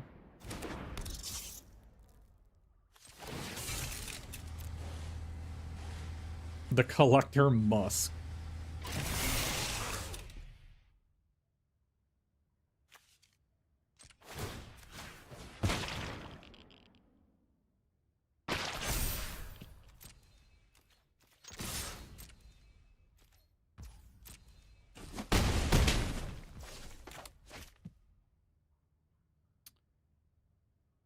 I think our opponent's in a kind of a tight spot, and so I think I just want to stomp by the foot this Mauser.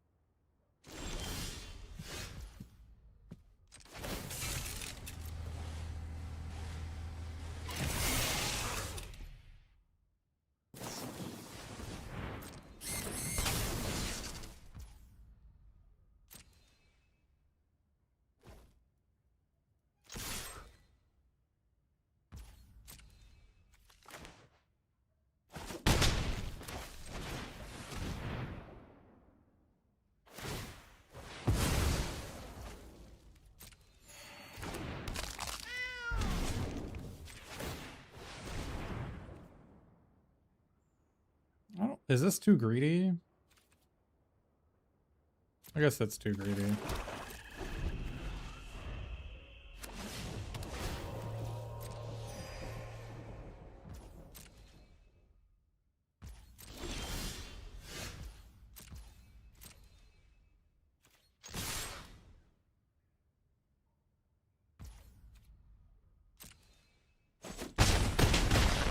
Yeah, people are disgusting for sure.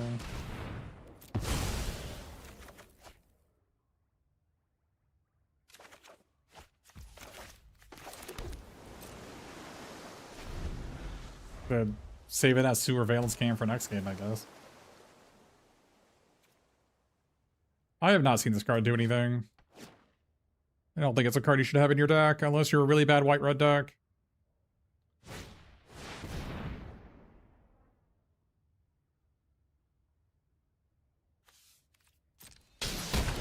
Why not crew the... Because if I crew, then I lose damage because they just tap it with the surveillance cam.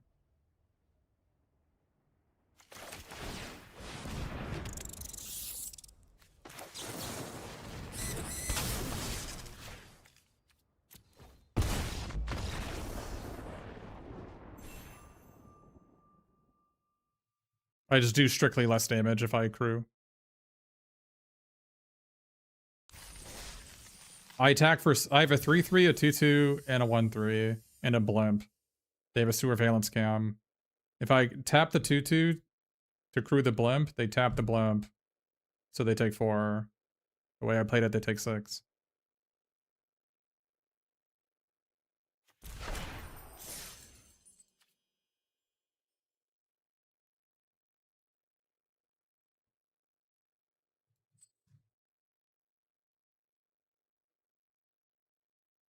Tapping is really bad against vehicles. If your opponent doesn't activate the vehicle, your tapping effect doesn't do anything. It actually makes you take more damage. Like, well, in that case, if they attach my 3/3, then I could have used a 3/3 to crew the blimp, and they still take 6. But basically, surveillance cam doesn't work against vehicles. Is the short answer. So.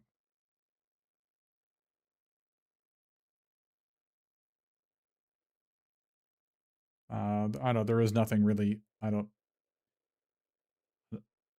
Easiest is I have no experience with quick draft,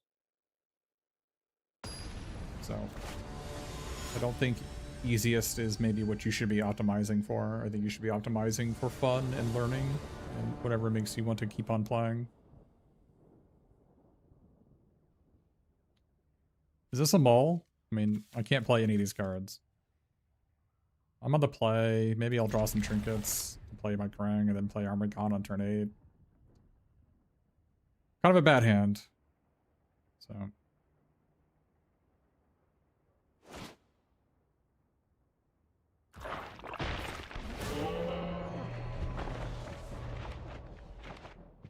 mean, this is essentially a mole to 5 until turn 7.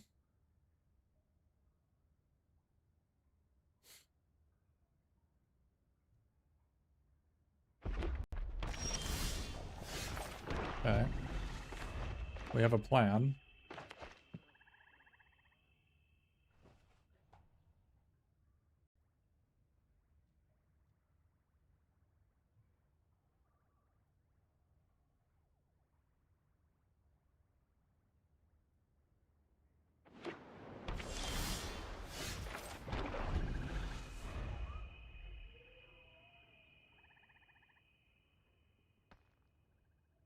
Prepare for +5 lands. Would 5 lands be bad here? It's unclear to me that would be bad.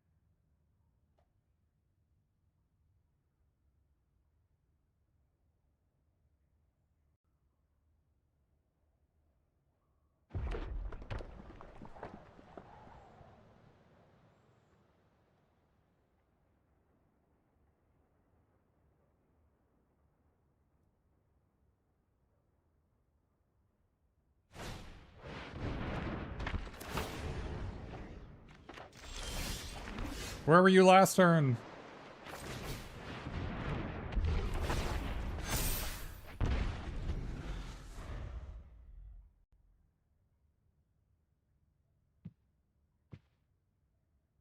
I played Bot Bashing. I deal 6 to Savanti Romero times Exile.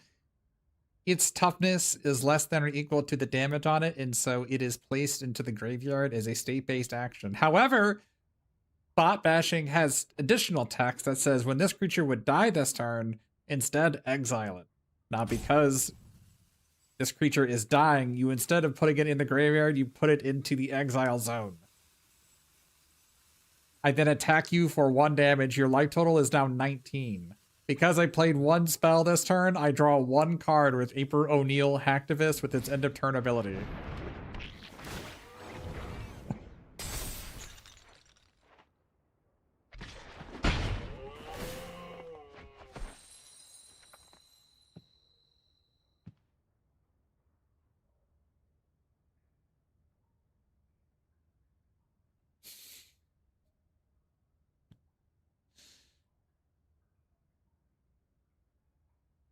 Discard a hand size, huh?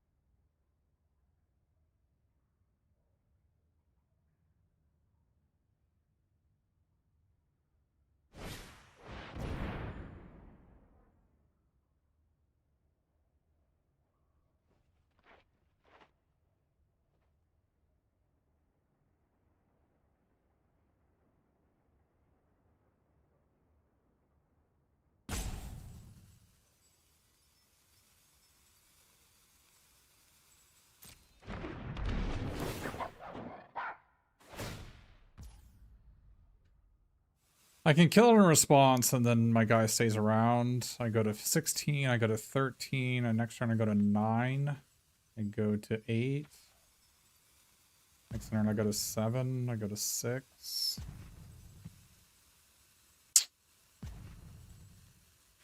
But I get to deal 7 to them.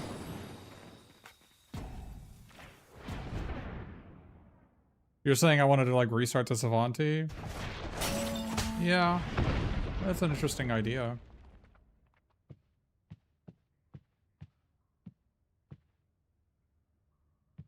It's an interesting idea. Maybe we could have done that.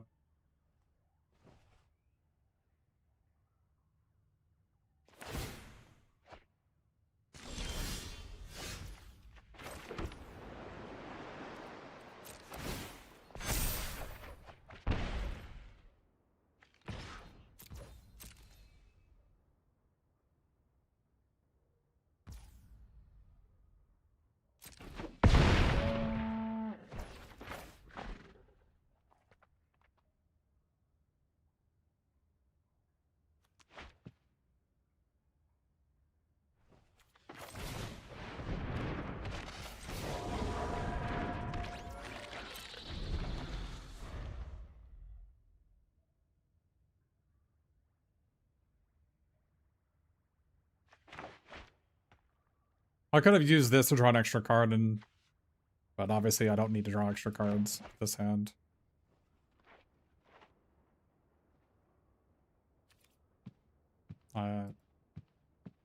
Thoughts are the format is fine.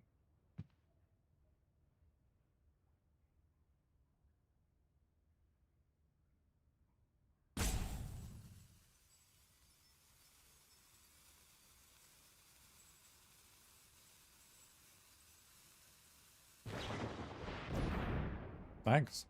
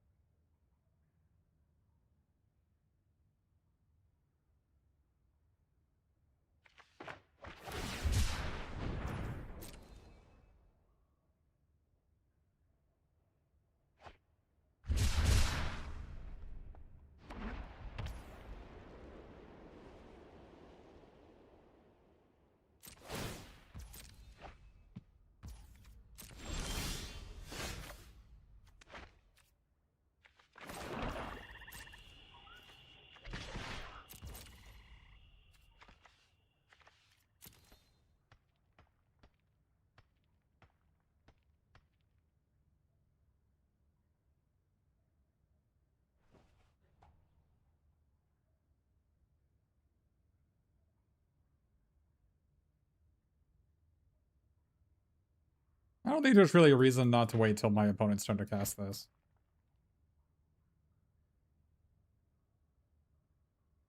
I mean, if they want to triple block Southwood Avatar, they are welcome to do so. I will not stop them. We'll just save the shark for a future time.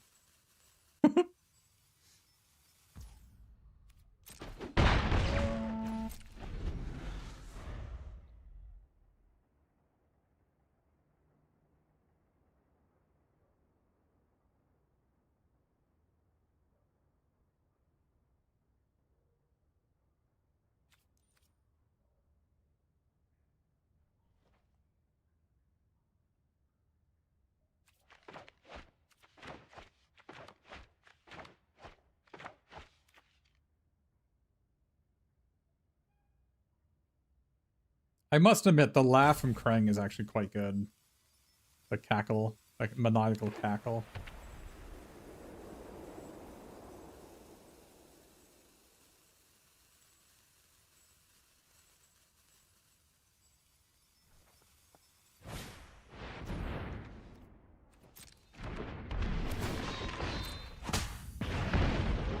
I mean, I know Pokemon had that ability.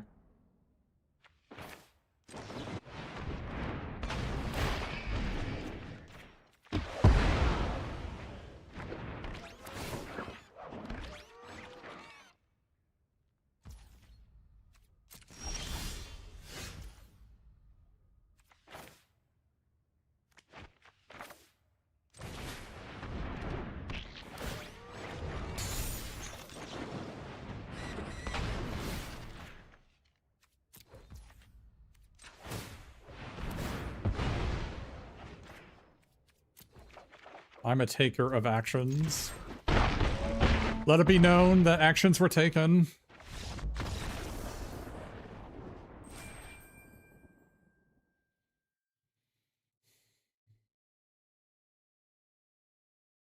Let it be known. I sure am happy our opponent did nothing for the first 6 turns of the game. It really made my hand pan out quite beautifully. And let me curve out directly to the shark on turn 8. It was very similar. If you guys remember the old StarCraft, you know, or Warcraft, no rush 20 BBH, you know, or BGH, big game hunter map. I feel like 85 or 90% of the time, the no rush 20 on big game hunters, they always got like, you know, 4 pooled or something, right? And like, did anyone actually join those like no rush 20s and not get rushed? Like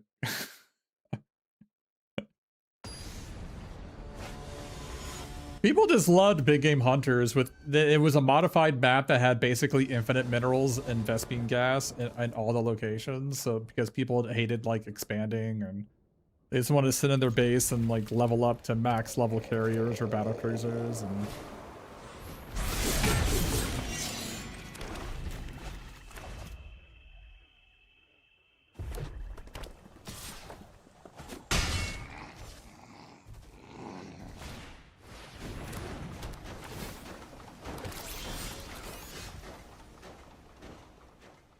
Lost Temple. Lost Temple was a good one. I always like early expanded in like the opposite corner that I was in, or like, or if I was Terran, I always wasn't Lost Temple the one that had the corners, or was that Big Game Hunter?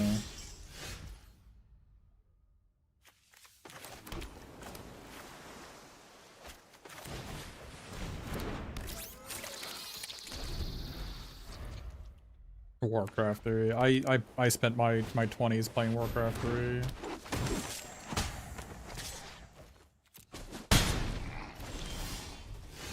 I was probably supposed to jump block there.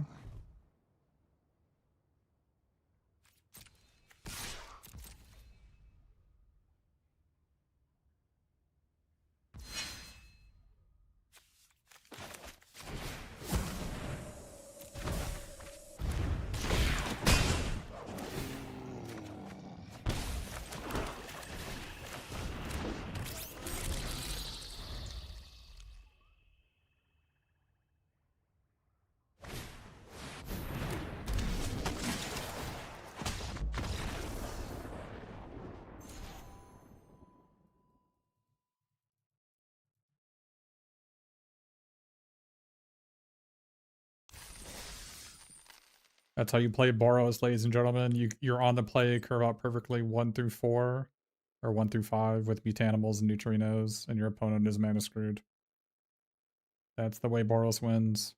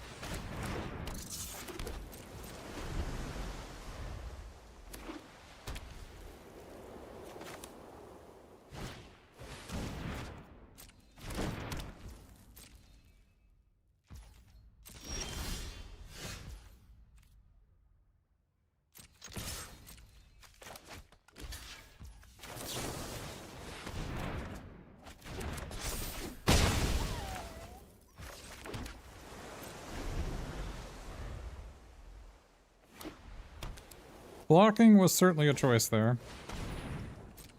That makes more sense.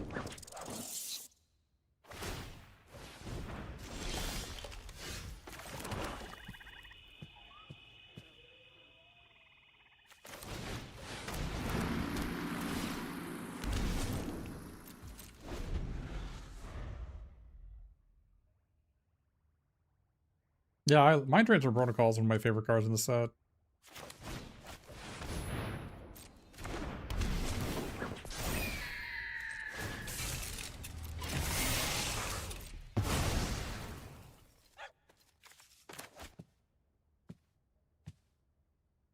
Hope I draw a land.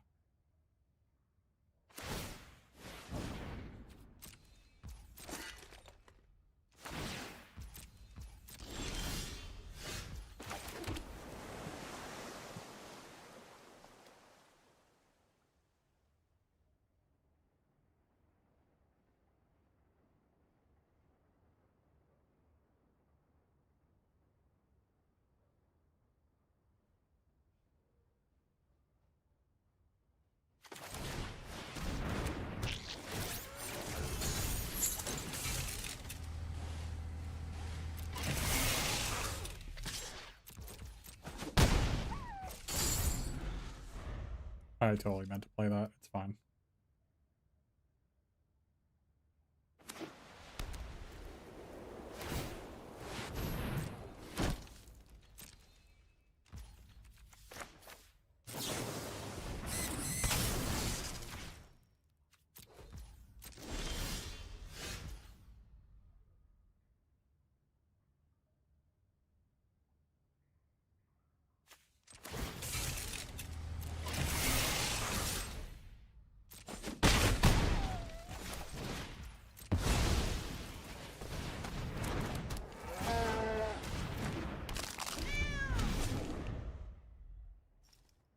splashing for fixing. Bovine is not fixing. It's mana acceleration, card advantage, giant blocker in the air. Kind of just does it all. It's one of the best cards in the set.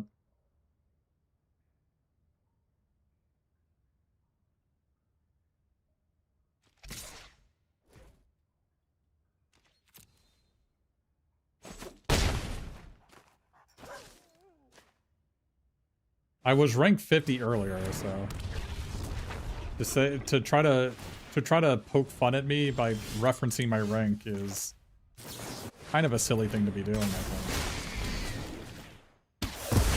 I got unlucky with a bunch of unplayable drafts, and then I went like 0-3 twice. Or 0-2 twice. My win rate in this format is like 70%. So.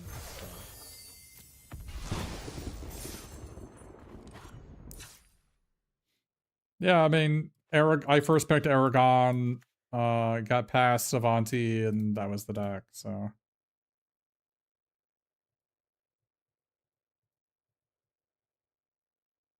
It was Savanti, Armagon, and then blanks. But fortunately, these are pretty good cards when you just like fling cardboard at your opponent. Just see what sticks here. Take this, take that. Yeah, Krang just doing nothing. Yeah. He was a good cheerleader. The cackling, maniacal laughter, I wasn't able to hear the sound effect, which is a pretty good sound effect. But, yeah, Krang isn't the greatest. Things have to be going pretty well for you for this card to be good. Like, you have to have a pretty good draw for this to be good. Even in red-blue, you basically have to go, like, Mauser Foundry into nobody to, like, set up your Krang. Because if Krang costs 6 or 7 mana, it's just like, you know, it's just not going to work.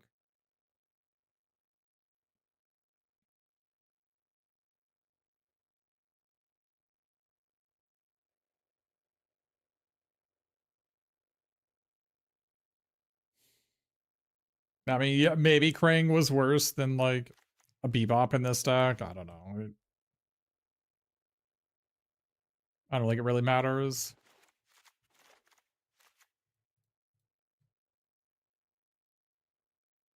Yeah, Cow is really good. If you were... I'm not saying you should splash it like I did in this deck. But it definitely makes sense to play it in this deck because I have everything pizza. So it also lets me crack that, which I did crack everything pizza in one of my games. Because I drew the TCRI building and I just had these two and cracked it in one. So Commander. Does Krang's cost reduction bypass the Commander cost reduction? Like, aren't Commanders supposed to cost more every time they die? And he just costs less, right? So I can imagine Krang being a pretty OP commander for sure. Yeah, I can totally imagine Krang being busted. If I was interested in Commander, I would probably try to make a Krang deck. But obviously I don't play Commander and I probably never will, so. I would probably be playing something that could sacrifice Krang so I could just keep on doing it. Unless the Commander has a special rule that you can only, like, command once per turn or something.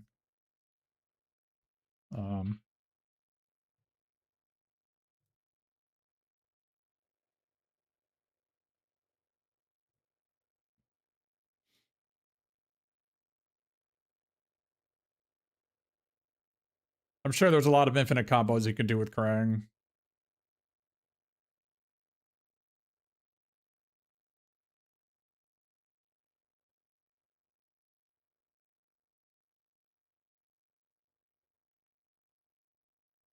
Like mind over matter and Krang and, like, you know, anything else would draw your whole deck. I don't think mind over matter is on MTGA, but that'd be one example.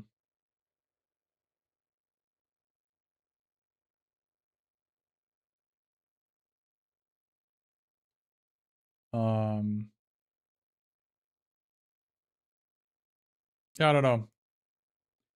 I feel like the drafts today were really bad. Not very happy with how the drafts turned out. Even though even though I got, you know, max wins, I got a trophy with this deck.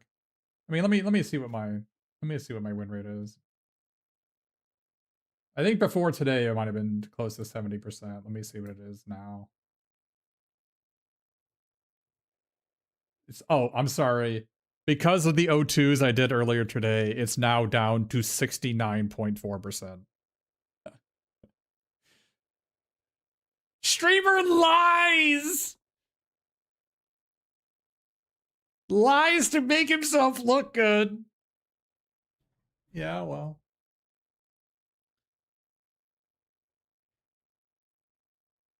Maybe 69% is better than 70 anyway. Maybe I get more street cred if I say I have 69% win rate.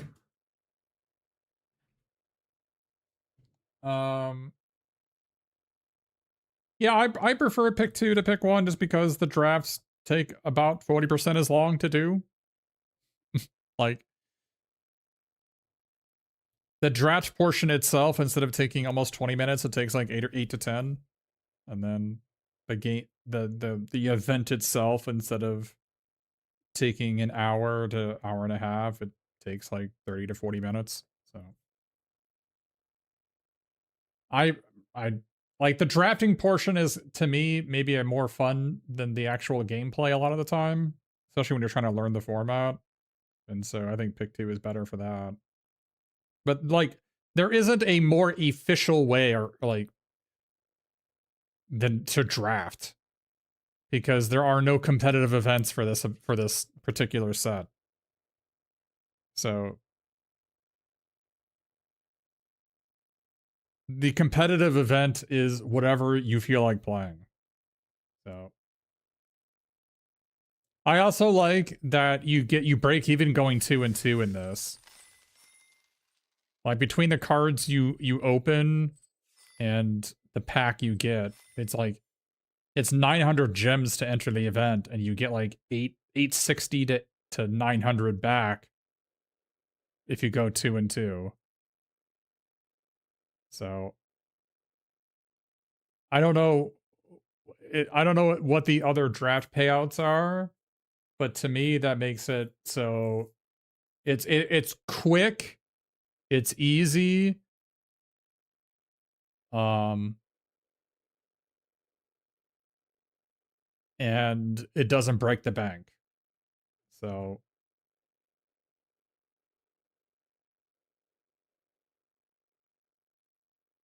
I don't really see a reason to do pick 1 other than you have a prejudice against pick 2.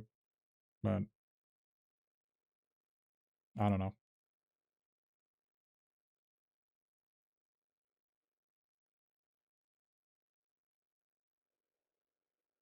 How long the drafts take is kind of like the big deciding factor for me. You know what it's like when you're playing in these pick 1 drafts and like one person has 5 packs waiting on them, and you just sit there for like 2 minutes doing nothing.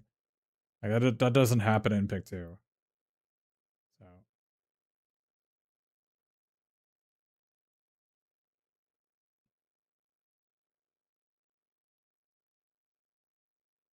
what are the guidelines? I mean, you could just default to 17 and you'll be fine. If you're asking that question, just default 17. If you're, you know, a high level Magic the Gathering Archmage, a level 50 Archmage, then maybe you can start fiddling with those numbers, but 17 is fine. You could play 16 in green decks if you have 9 green sources in Cowabunga and Frog Butlers, but I've even gone as low as 15 lands in green decks before, but you don't need to do that. You get some pretty bad habits if you start playing 15 lands and best of ones.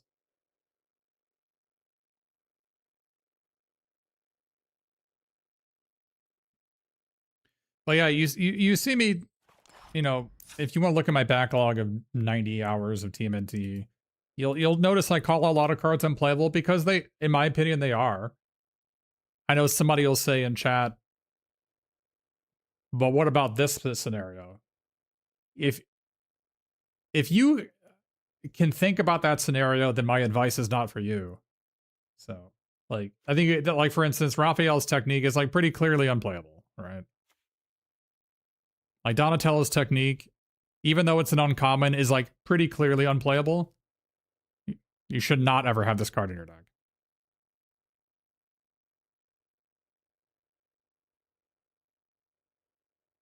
Maybe in white blue if you have 3 Aprils. I can see it. Maybe. Or if you're red blue with like 3 Casey Jones, maybe. Even then, probably not. You'd rather just have an artifact so your Casey Jones can hit more often.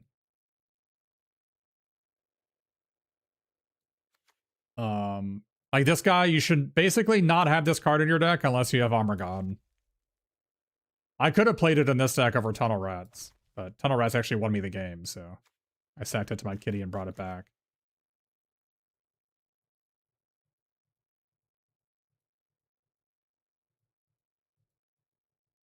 No, I mean, Mind Transfer Protocol is just like Donatello's technique, but 10 times better. So. And Sewer Valence came as a common and like 20 times better than Donatello's technique.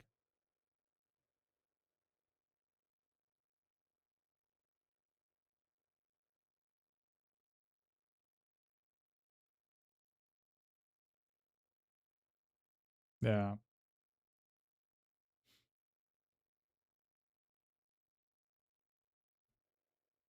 I like Foot Mystic, but that doesn't mean it. Like, Bebop is just not a playable Magic card. You should just never have it in your deck. That's just the reality of the situation.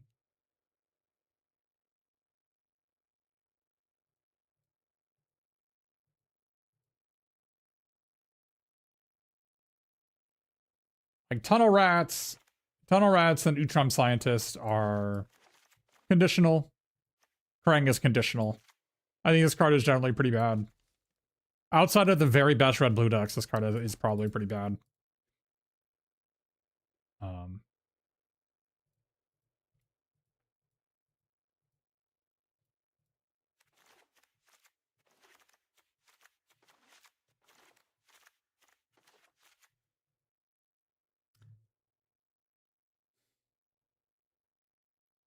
Like, yeah, if you attack with your 2/2 and they block and you use Mind Transfer Protocol to kill their guy and save yours, it's like, not only did you draw 2 cards, like, you drew a card from this effect and you killed their guy, where you wouldn't have done that before, and you saved your guy, and you robbed 2 mana from your opponent, or 3 mana, or however much they use to do their thing. It's just so much better than Donatello's technique. You should play every copy of this card before you play any copies of this card. Unless you have 8 drops you need to cast, then it makes sense to play Donatello's technique, but pretty unlikely.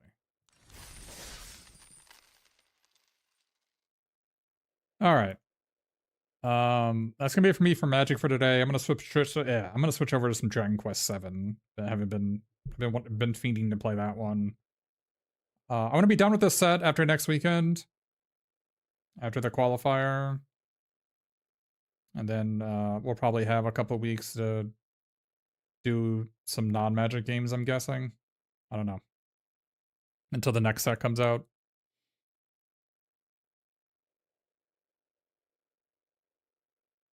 So that's my plan for the next couple weeks. Keep this in my mind for. I think I have a real life RCQ this weekend in this set that I might do. And yeah. So I'm gonna go make myself some tea, and then when I come back, we'll play some Dragon Quest 7. If you came here for Magic, drop me a follow. See me next time. I stream most days. So.